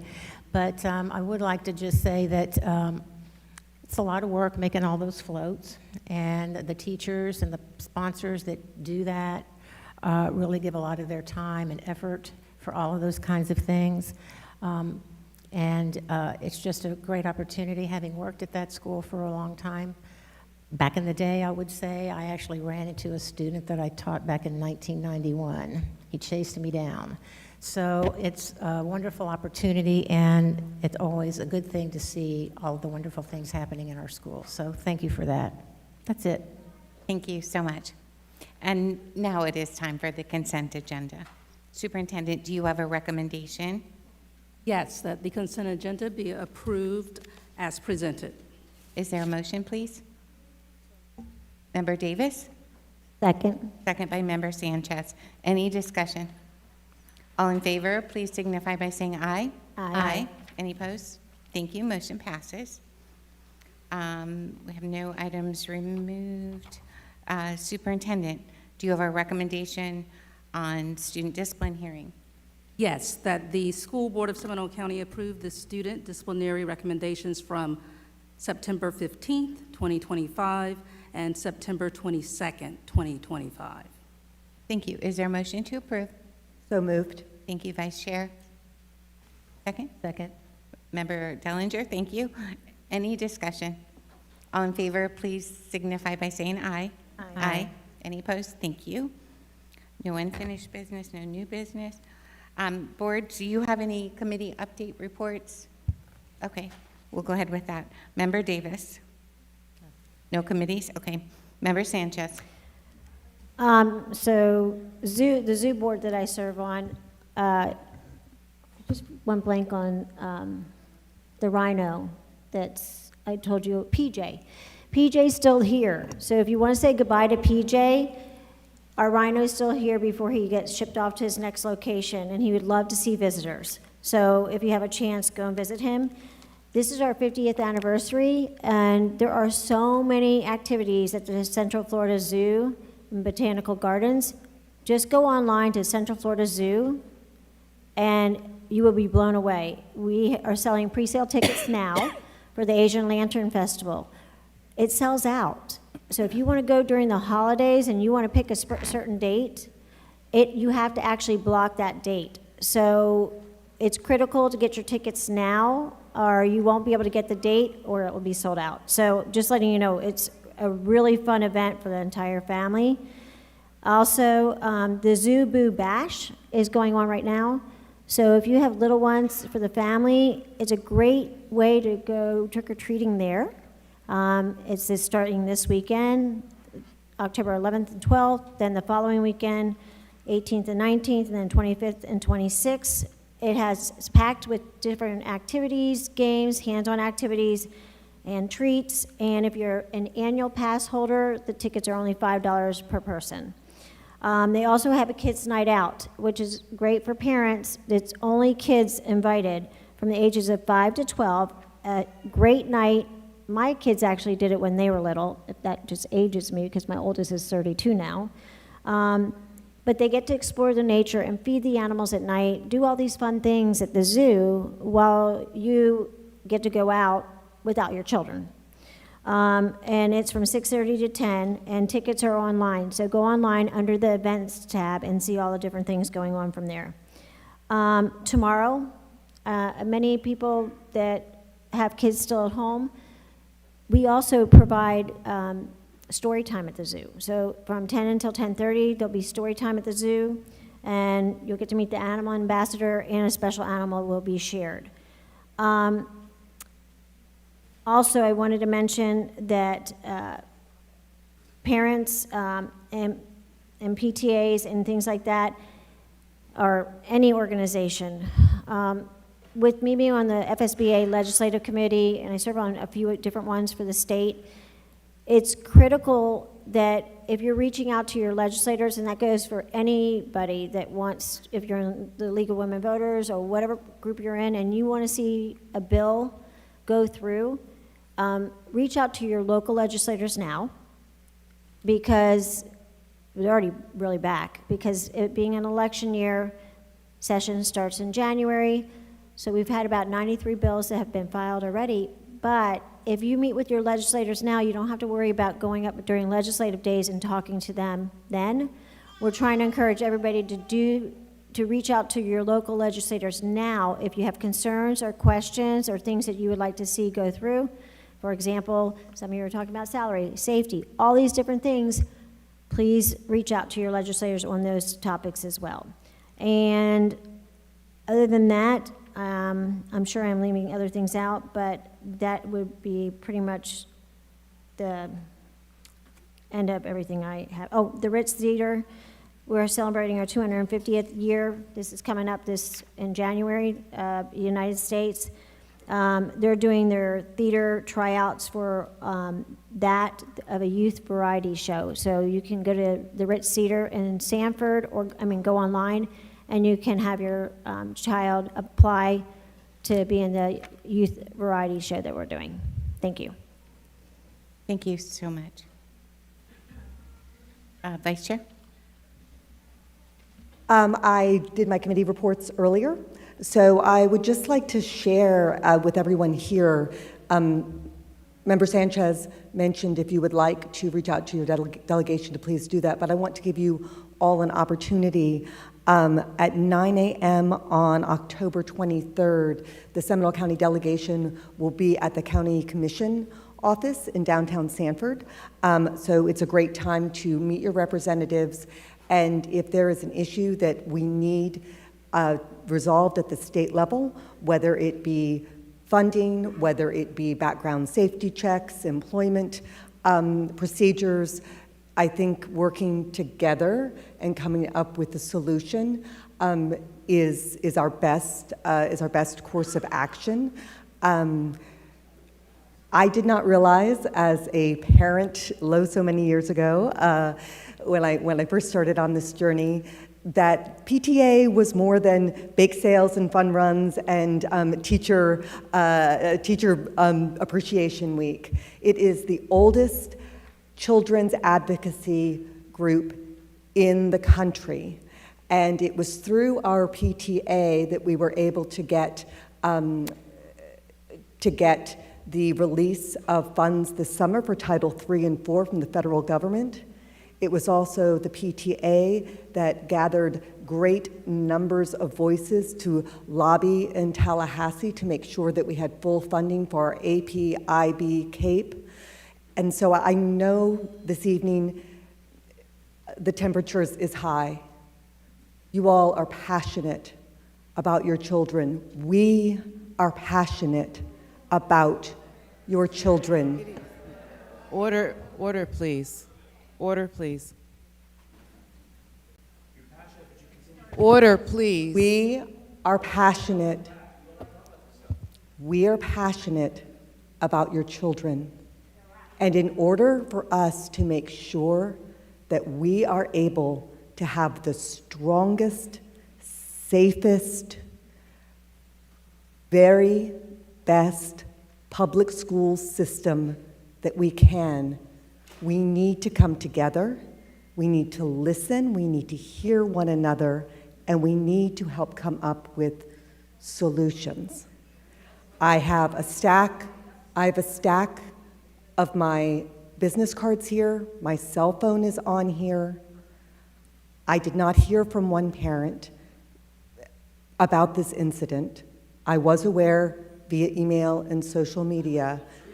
However, Order, please. Allow Vice Chair to finish her statement. Order, please. if we want to move forward as a community, we have to be able to listen and build trust. So I am here to be part of that. Order, please. Ladies and gentlemen, allow the Vice Chair to finish her statement, please. Are you finished? Order, please. Thank you. Thank you very much.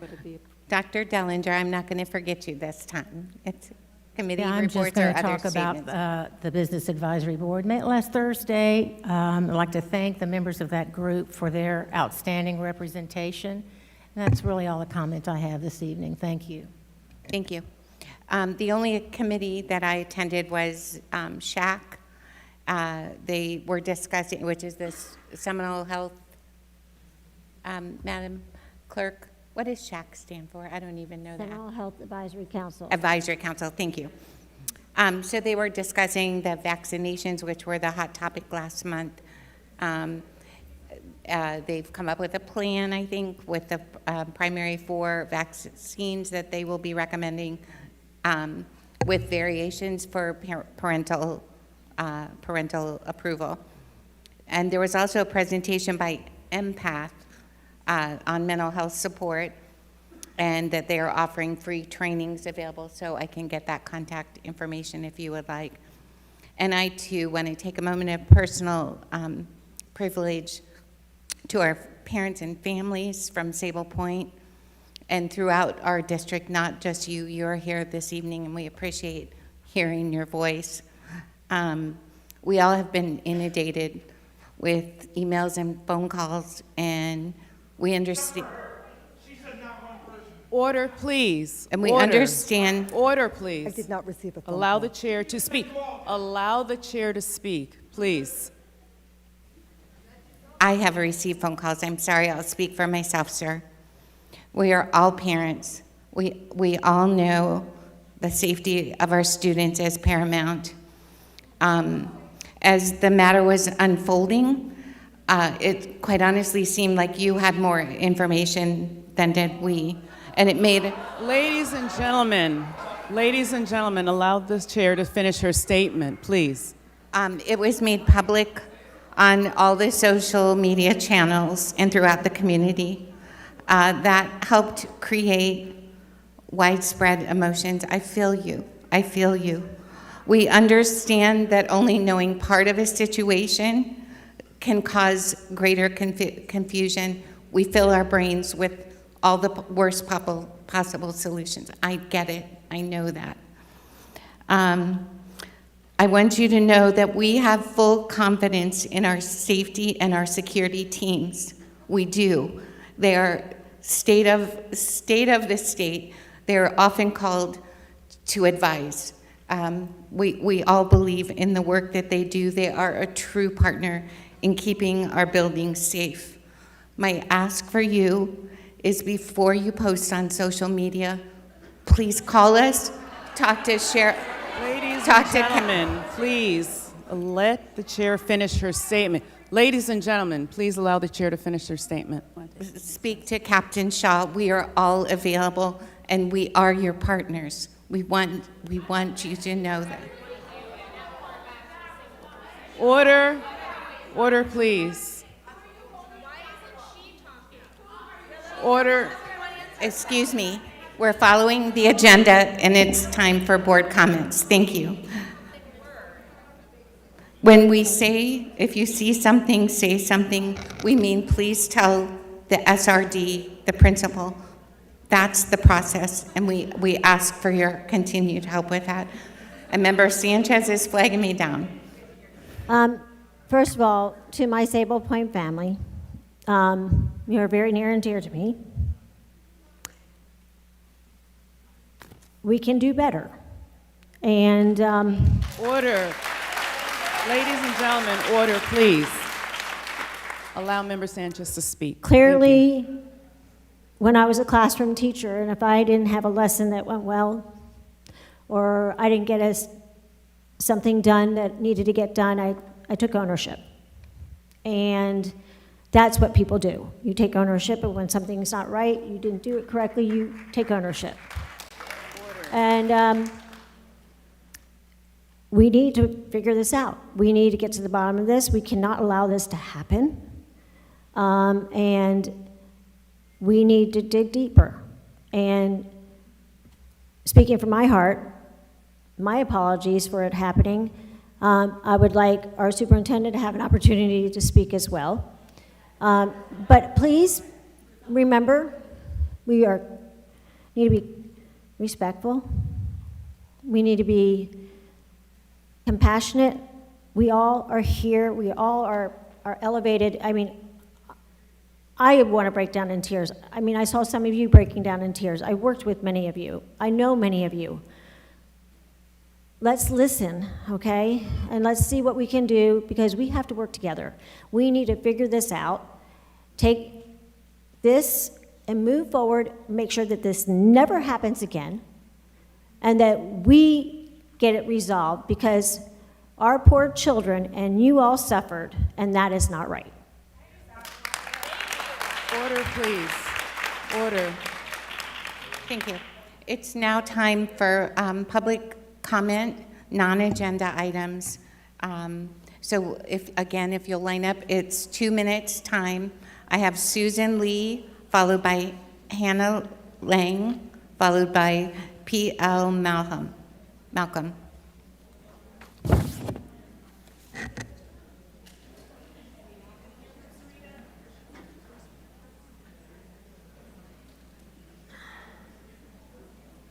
Good evening. Good evening, members in attendance. Thank you for letting me speak. My name is Susan Lee. I live in Oviedo, Florida. I'm here to discuss the Seminole County Music Festival that is to occur in 2 weeks at, I believe, Winter Springs High School. The educational value of this event does not exist. The Florida Bandmasters Association requires all Seminole County bands to perform at FBA music performance assessments the following weekend with adjudication, which then provides their educational experience. It's an unfunded mandate. It's a chance for us to spend $52 an hour per bus times 4 buses at $200 an hour for a 4 to 6 hour event, plus the cost of taking the semi-truck to move our equipment at $500. The buses are not paid for. We are paying for that. Every school is paying for that out of their own booster funds. The directors aren't paid. I do understand they get a stipend, but the high school band directors, when you break down their stipend, works out to be a very minuscule amount of money for the time that they are being asked to put in for this event. It is not equitable. Not all schools can host. I am from Oviedo High School. We do not have the stadium size to host this event. So we lose out on potential concessions. We lose out on potential gate. All the schools are asked to sell tickets to our parents ahead of time, but if my parents don't get tickets, the hosting school then gets the money. I feel very strongly that it's more of an opportunity, and I understand why it was started. It was started by Dee Dee Scheffner, who was a board member, who was very proud of our music programs. But our music programs are already doing this same type of event the very next Saturday, of which you are all invited to attend, all the principals are invited to attend, politicians are invited to attend, so that they can see what our schools are doing, rather than asking us all to spend our money to come so that VIPs can be recognized. Thank you. Your time has expired. If you have anything further, you can leave it with the clerk. Order, please. Allow the next speaker to come up. Hannah Lang, followed by P.L. Malcolm, please. Good evening. Hi, my name is Hannah Long. Good evening, members of the board. My name is Hannah Long, like I said. I'm the parent of 2 students at Oviedo High School's band program. I'm here tonight to respectfully share my opposition to the proposed Seminole County Marching Festival event. While I fully support opportunities that enhance musical education, this particular event does not meet that goal and instead creates unnecessary financial and logistical burdens for our programs, staff, and families. This is unfunded and unmandated. Band programs and booster clubs, not the district, must pay for buses, staff, and even the semi-truck drivers who need to move equipment. The fuel costs and wear and tear on our personal vehicles as parents is being shouldered by us. While our directors are already poorly compensated for the countless hours they spend supporting our students through practices, football games, and winter and spring season band events, they are not compensated for the additional time and preparation that this event requires. The educational value is also questionable. Marching Fest duplicates what's already achieved through the Florida Bandmasters Association Marching Performance Assessment, this legitimate evaluation that happens just 1 week later. There are also equity and fairness concerns. Not every school can host the event because of facility limitations. For example, Oviedo High School Stadium isn't large enough. This means some schools are benefiting from thousands of dollars in concessions and ticket sales, while others are unable to do so. Families are being asked to buy tickets just to watch their own children perform. Our directors and students are already representing our schools with excellence through football games, competitions, and FBA assessment. Those are meaningful, established events where district and community leaders are always welcome to show their support. I urge the board to reconsider the Seminole County Marching Festival and instead focus on supporting equitable, meaningful, and properly funded music opportunities for all students. Thank you for your time. Thank you so much. Order, please. Allow the next speaker to come up. Good evening. Familiar face. Hi, I'm P.L. Malcolm, proud band director at Seminole High School. 33 years, 28 at Seminole High School. First, I'd like to just say my heart is with Sable Point. My wife teaches at Hamilton Music. My daughter teaches art at Crystal Lake. My third daughter, was an ESE para, and she left Seminole to go to Volusia to make more money. I understand it's a problem. I just want to simply, I have a nice written thing out, but I really just want to say, we just want to sit down and talk with you. That's all we're asking. So an ounce of prevention is worth a pound of cure. Right now, we're dealing with the pound of cure. These people are talking about an ounce of prevention. So we have a lot we need to do better in Seminole County. We're very, very proud of our music programs, the high schools, but not just the high schools. It's our middle schools, it's our elementary schools, it's our choirs, it's our orchestras. There's a lot that we need to be supporting these teachers. They're weary, they're ready to leave, they're ready to go to other school districts, they're getting paid more. We need better equity as far as supplements. You heard the gentleman about the 39-cent raise. Where are we at? Seminole, if we're hurting, we need to know it. The people need to know it. I've had 4 children come through Seminole County schools, and I'm very, very proud of them. And they're amazing people. But we need to know as citizens, if we really, in the hierarchy, put our citizens and our students top, then we need to support them more. I might be employed through SCPS, but I work for my students. Thank you. Order, please. Ladies and gentlemen, order. Thank you. Fiona Shannon, followed by Kyle Furland, followed by Jennifer Devine.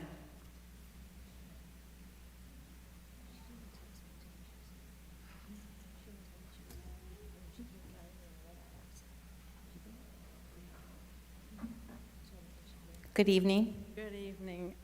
First of all, I want to say the Boys and Girls Club breakfast is tomorrow morning, Wednesday.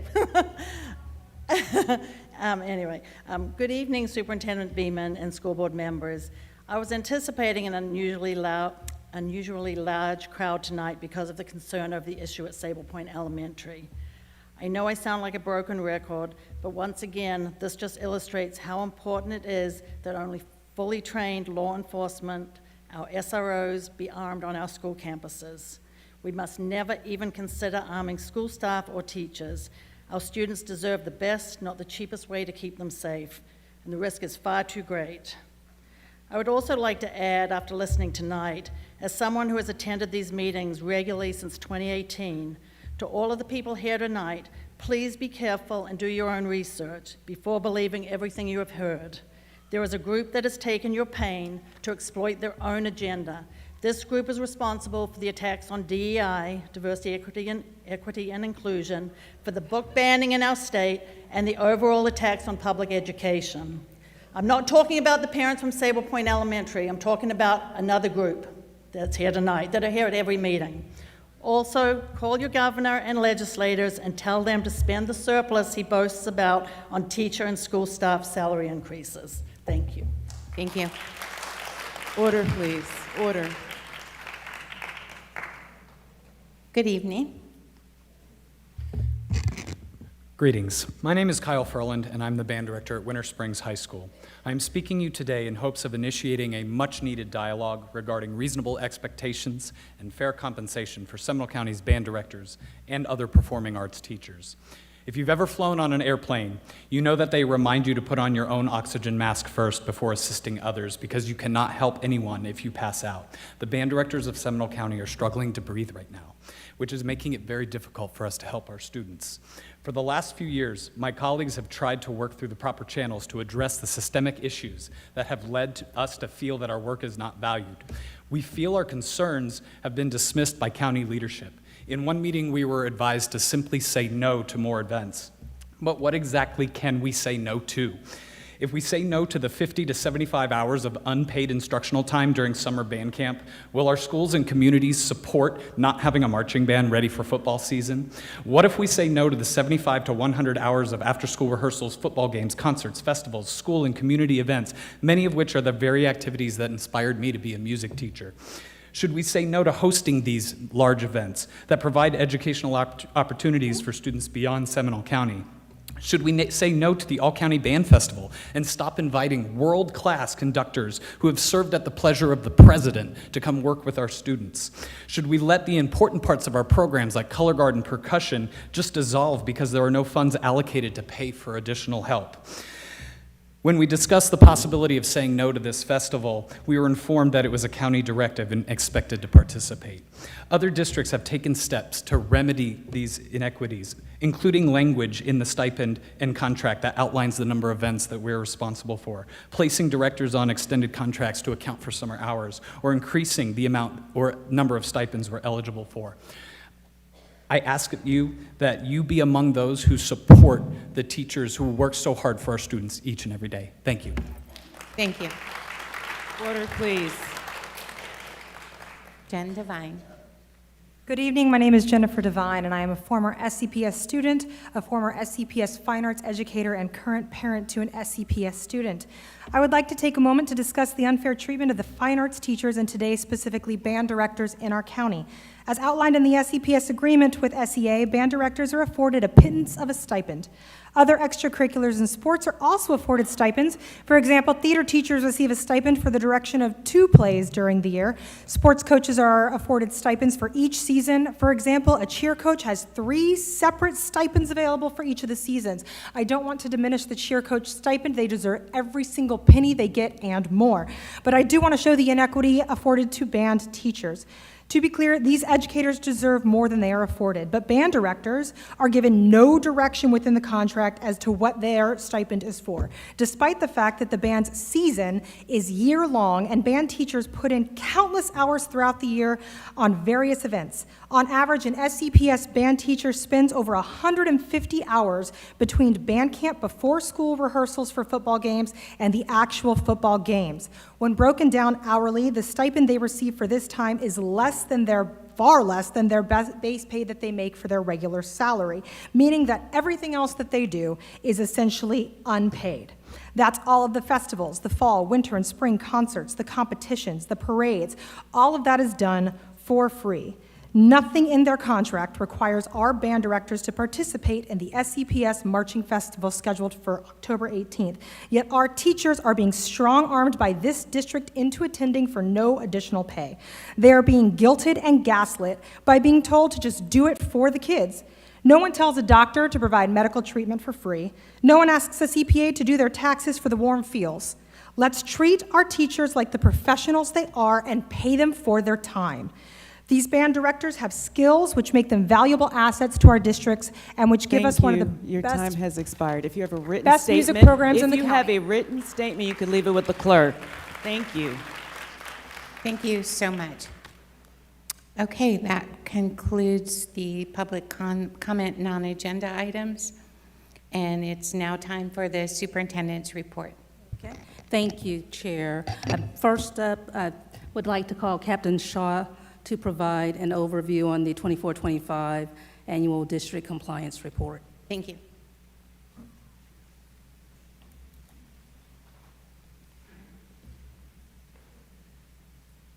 Good evening, members of the school board, superintendent, district staff, and community members. As required by statute annually, the district has completed and submitted a school security risk assessment for each school. Our top priority, as always, is ensuring the safety and security of our students, staff, and visitors across all our school campuses. These assessments, conducted in coordination with the Department of School Safety and Security, have provided valuable insight into the current state of our campus safety measures and where improvements are needed. Based on these evaluations, I'm recommending that we continue our comprehensive physical security and technology enhancement plan. This plan has already made significant strides in improving campus security, but there's still work to be done to address the evolving safety needs.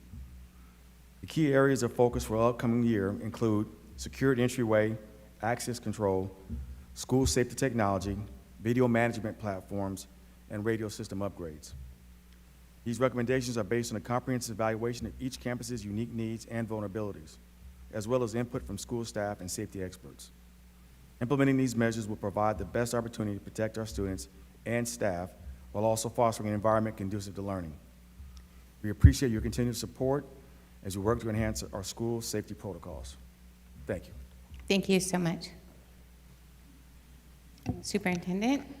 There are a number of other items that are on the agenda that are read-only items, but I'd like to have Ms.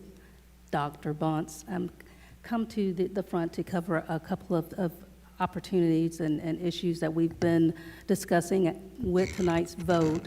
The third of our bargaining units have the contract has concluded, and we've wrapped that process. We did the teachers at the last meeting, 2 units this meeting. And so I'd like Dr. Bonce to cover what all is included in those agreements that we have worked through the legal process for bargaining, our terms, employment conditions and compensation for our teachers and the other employees within those bargaining units. So would like Dr. Bonce to cover that, please. Thank you. Good evening. Good evening. Good evening, board members, Superintendent Beeman. As you know, wages, terms, and working conditions are negotiated between the district and the union, who are the bargaining agents for employees who fall under SEA, SECA, NIPSCO, and the Bus Drivers Association. Once a tentative agreement is reached between both parties, the employees within the bargaining unit then vote to ratify their contract. After ratification, the board then votes on the negotiated contract. At our last board meeting, the board approved the ratified contract for wages, terms, and working conditions for all employees who fall under the SEA contract. And tonight, I'd like to provide a brief overview of the benefits and compensation package for all employees who fall under the SEA contract. So the total teacher salary increase allocation provided from the state for teacher raises, net of charter schools and fringe benefits for this year was $1,710,637. That was a 0.74% increase. Mind you, we did not receive any other funding for additional raises for any other employer groups, including but not limited to paraprofessionals, food service workers, custodians, bus drivers, maintenance workers, or secretarial staff. By statute, the TSIA funds can only be used to provide salary increases to full-time classroom teachers with at least 2 years of experience, full-time experience in Florida public school system. For the 2025 plan year, the board is paying $9,400 per employee per year for medical insurance, and the cost for the 2026 plan year is increasing by 10% to $10,340, which is an additional $940 per employee per year that the board is covering. Employees will not see an increase in premiums for the 2026 plan year as the board is absorbing the entire 10% increase. The increased cost to the board for the insurance for the 2026 plan year is approximately $5,640,000, and the total annual cost for board-paid medical insurance is approximately $62 million. Again, let me remind you that the district only received a little over $1.7 million in TSIA funding from the state for teacher raises, meaning anything negotiated over that amount is being pulled from our general fund reserve on a reoccurring basis and drawing down our reserves. The performance salary adjustments are prescribed by Florida Statute 1012.22 and requires that the salary adjustments for teachers rated as highly effective must be 25% greater than the highest annual salary adjustment available to any other employee through any other salary schedule. So we negotiated with SEA in good faith, and for teachers, the highly effective teacher will receive 2.33%, effective teachers 1.36%, and the grandfather teachers, which are those that are on the professional service contracts, 1.82%.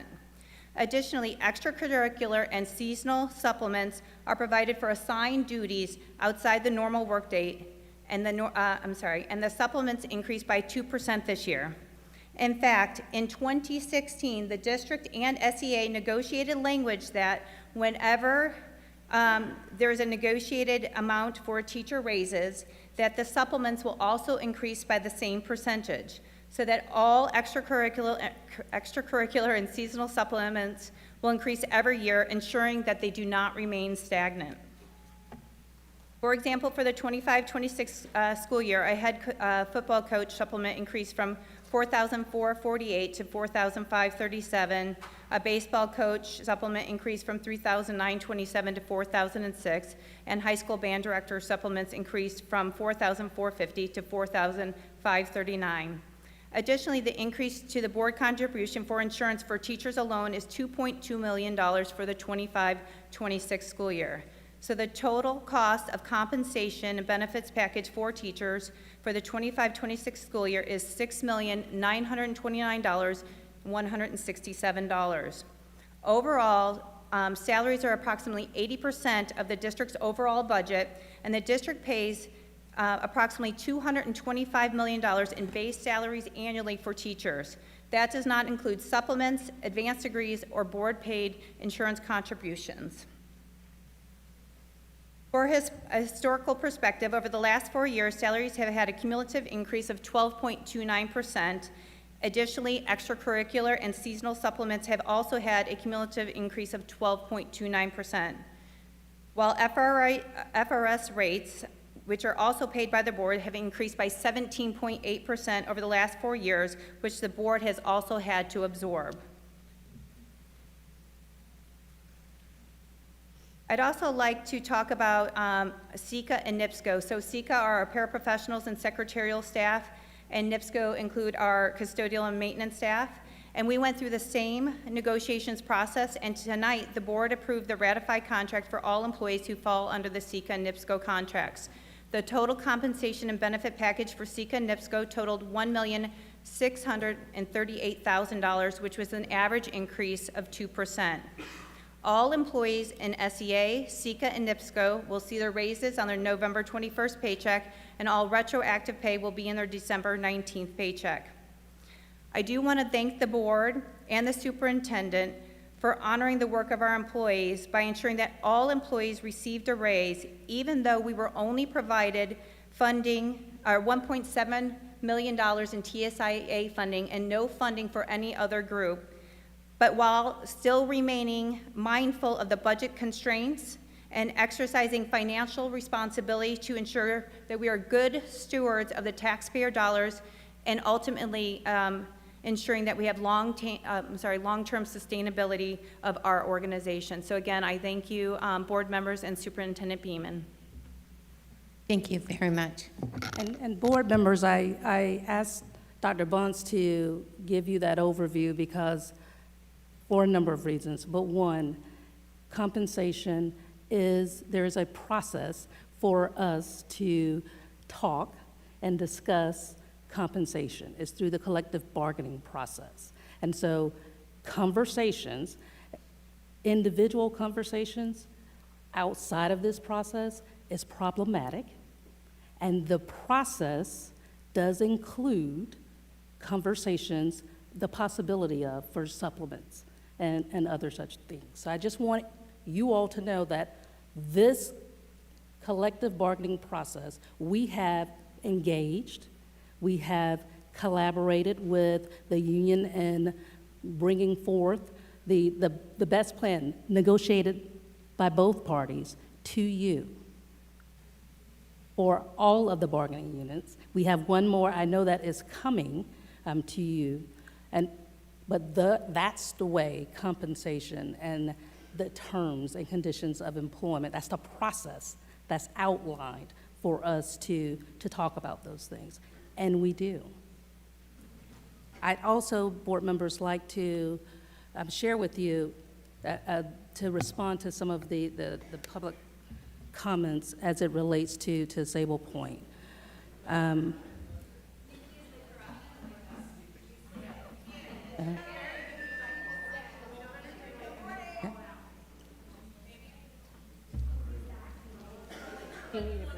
Are you okay? Order, please. Order.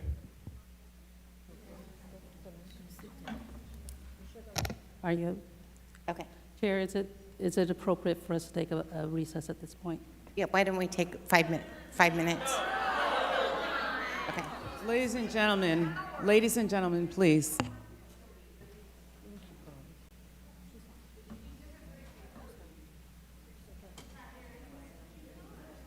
I'm fine if we're. Ladies and gentlemen, order, please. Okay. To get medical intervention for you right now.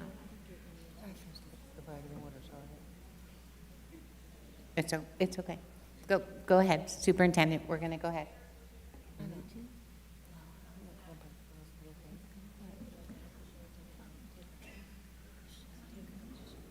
Okay.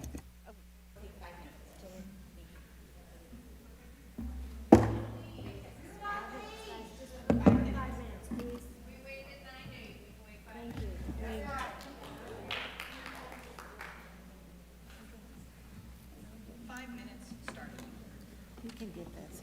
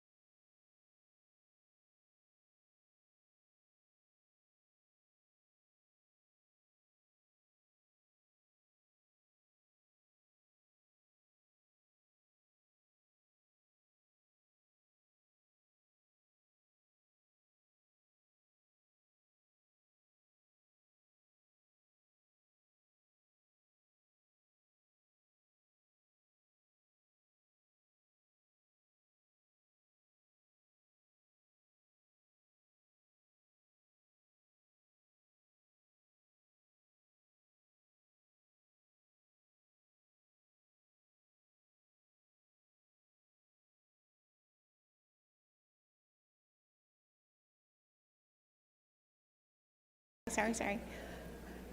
Okay. We think she'll be okay. Thank you for allowing us a quick break. And I would just remind you, please hold your comments till the end so that we can hear the superintendent speak, and I appreciate you giving us the time. Absolutely. There's been a number of things that have been stated about September 24 going forward. So I just want to start with, well, first of all, board members, I think you know that on September 24th, I was out of the district along with one of our other employees at a out-of-district conference, but did have an opportunity to be brought up to speed as far as a short briefing on the matter that we're talking about. So I'll share that during that briefing. It was shared with me, and I'm going to be real explicit. The briefing was not with Principal Stokes. It was not with any of the administrators at Sable Point Elementary. But what was shared with me was that a paraprofessional that works at Sable requested to speak to the SRD, and during that conversation with the SRD, shared concerning thoughts about a specific student with the school resource deputy. My understanding of what happened that morning is that the SRD alerted the school administrators, who then contacted our human resources department to place the individual on administrative leave as part of that process. I want to share with you that many times, very often, our principals call the district office for guidance as they are working through, I think you all know this, as they are working through different issues. That happened on September 24, as I understand it. That was what was shared with me, and in fact, it was stated that we needed to place someone on administrative leave and initiate an investigation. So I was told, based on our conversation, that a letter would be provided, and in the letter, as is typical when someone is placed on administrative leave, that the individual was advised that he was not to enter any school board-owned property. That was part of what was included in the letter. I want to be very clear. I did not have a conversation with Principal Stokes on September 24th. I did not have a conversation with Principal Stokes that week. I still have not had. Order. Please give her the chance to speak. What was shared, I will absolutely, because what was shared with me on that day during the briefing was that the individual had left the building voluntarily, and that it was my understanding that both the assistant superintendent and the principal spoke with the HR department for guidance regarding the situation. That was during my conversation, was shared with me that the parents of the individual student was going to be contacted and notified. That was part of what was included in the briefing. And we did discuss that medical health issues are not sent out for our employees, are not sent out and communicated to schools and individuals at large. So that was part of the briefing and the conversation that Mr. Rusty and I had. It's very clear. He asked me to step out of the conference so that he can bring me up to speed regarding the administrative leave situation and this matter. After that conversation with Mr. Russi, on the following days, again, I think that some of the parents are mistaken, as far as I know, about some of the information that is presumed to have been shared on that day, according to the information that was provided to me. What I do know is that subsequent to September 24th, there was a petition for a risk protection order that was filed. Again, there's been some misinformation that was sent by or filed by the district. No, that is not accurate.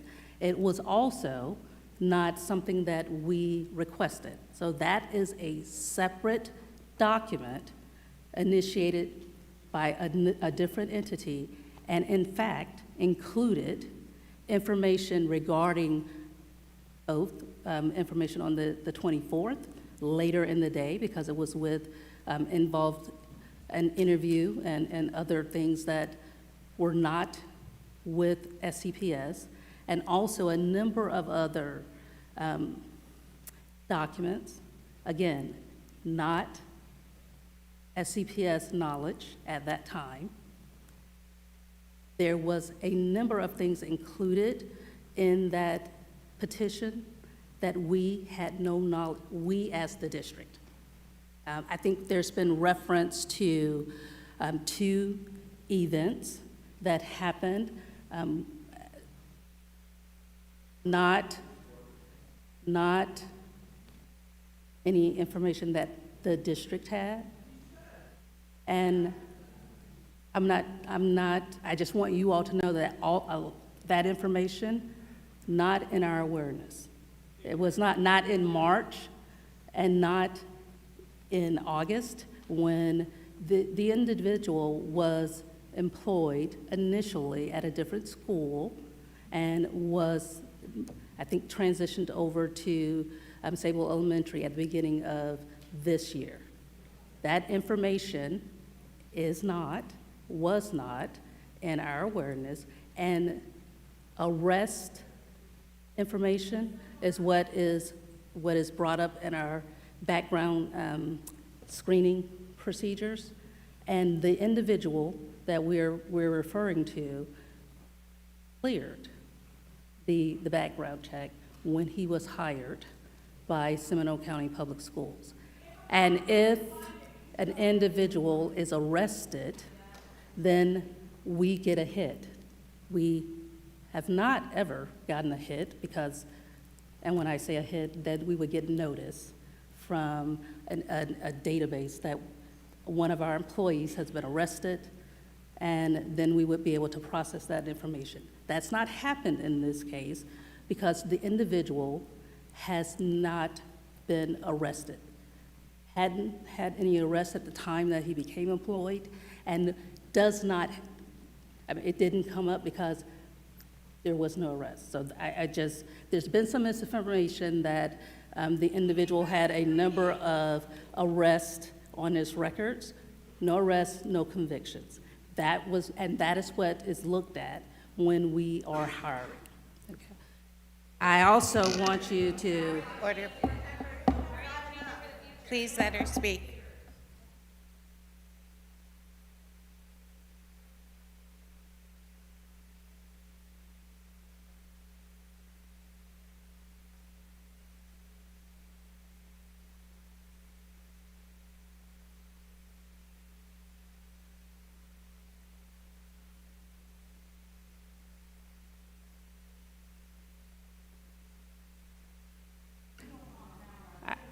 I want... Good question. Thank you.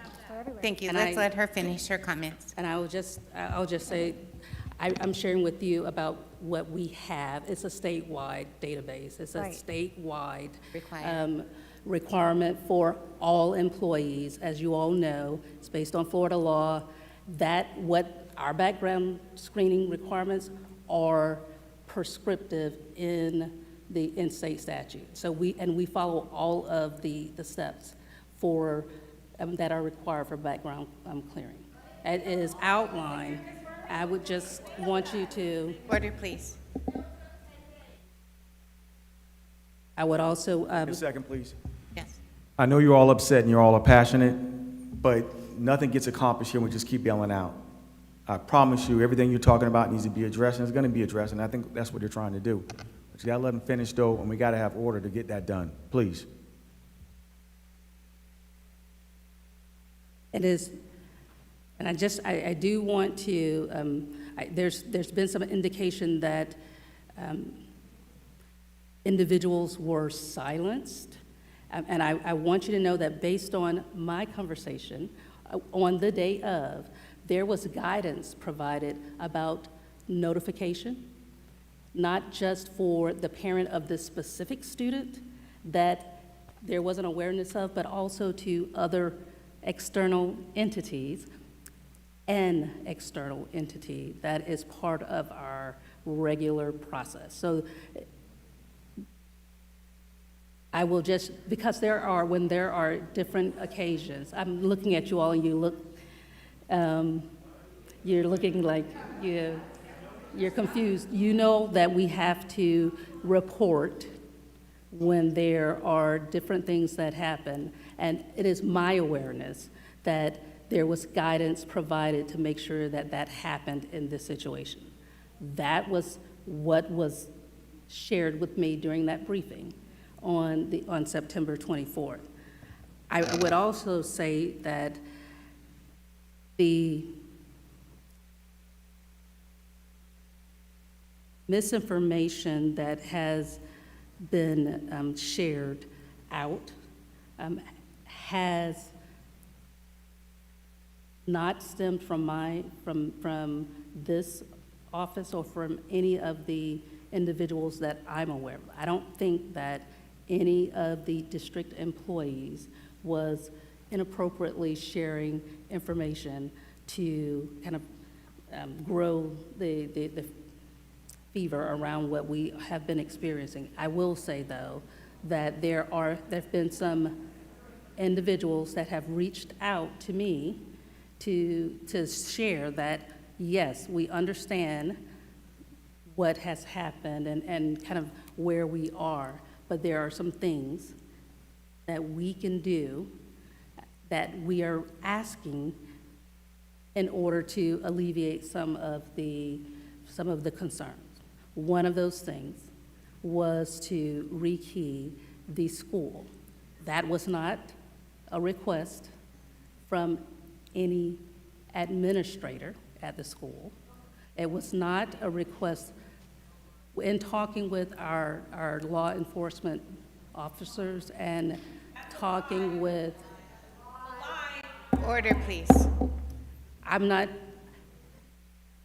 Not aware doesn't mean it didn't happen. Yeah.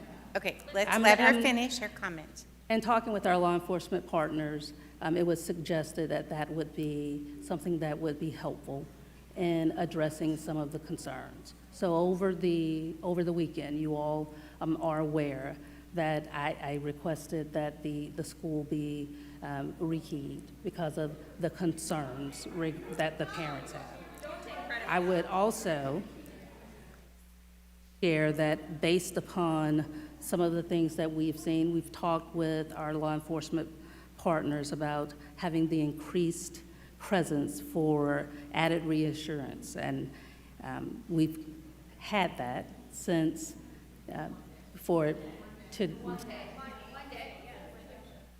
actually, I think that there was increased presence on Friday as well. So,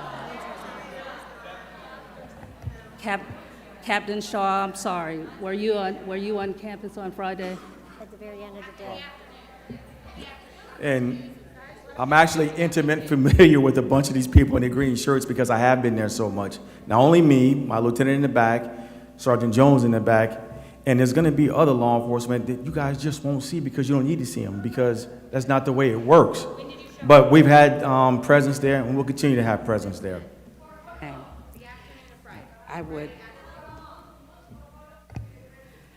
I would also share with you that we have engaged in conversations with a number of folks, and we're reviewing how we communicate about highly sensitive health information of our employees in situations like this. So it is something that we are looking to see if we can do a better job.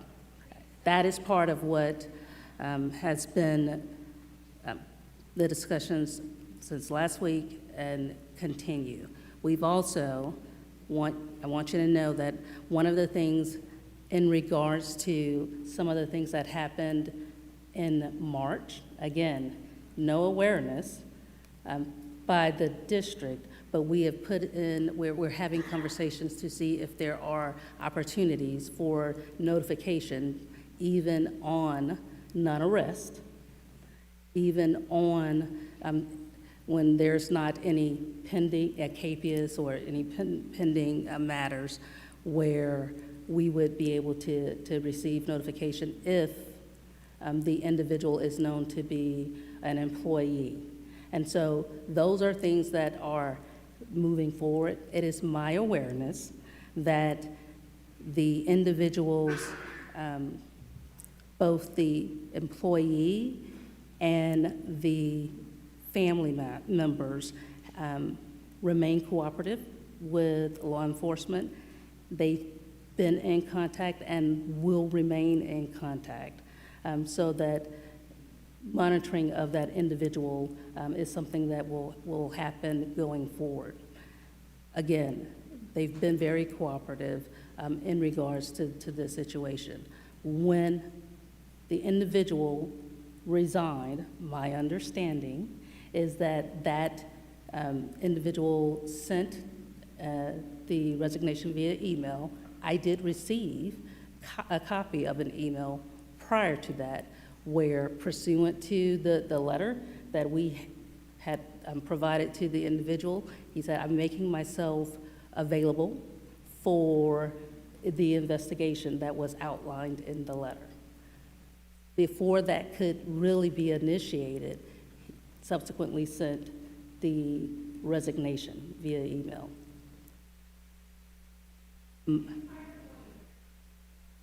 So that, board members, I guess is where we, from my perspective, kind of have addressed this issue.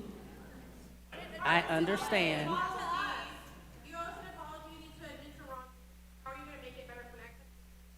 Order, please. Yeah. So that is how I am responding to. Order, please. Order, please. Okay.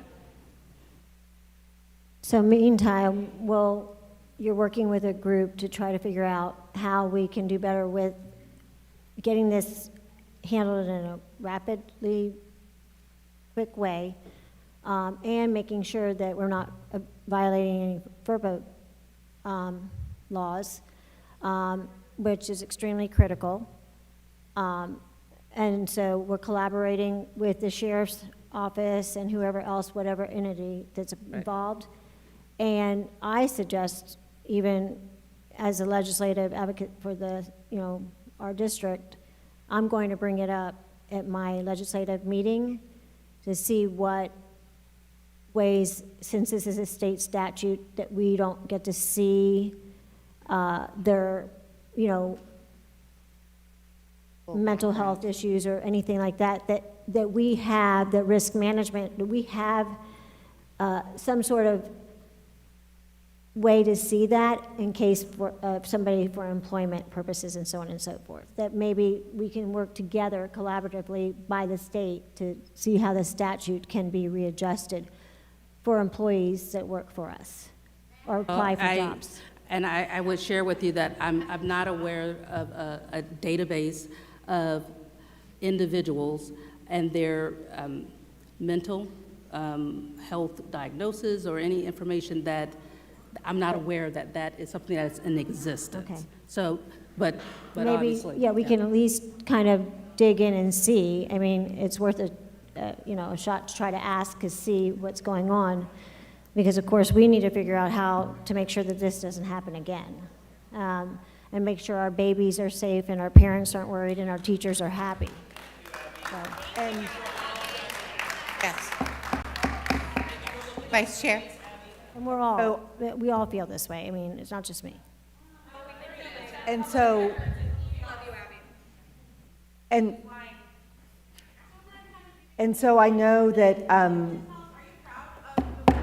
Order, please. I know that I had asked what are the terms of our contract, and how can we make sure that the sheriff's office as well as the municipalities have the flexibility. I mean, I don't even know what if they're allowed to ask where someone works, but how we can try to make sure that these incidents are reported. Additionally, so that's something internally that we can do within Seminole County, but additionally, if there are psychological screenings or other things that need to be implemented at the state level in order to mitigate the statute, to give us greater control and greater safety in our schools, what would that look like? And I'm not aware, Vice Chair, but certainly one of the things that has been discussed is, are there opportunities for us to include things, for example, in our MOUs that we have with the Sheriff's Office, with each of the municipalities, that could give us more information, even when there's not an arrest. So that is the route that the discussions are happening right now. And that's an immediate solution, and I'm incredibly grateful that no harm came from this for our individual students. However, looking forward, this is a wake-up call for our community, but throughout the state, because everything we did was per statute, and right now it's not enough. And right now it's not enough. It's simply not enough. So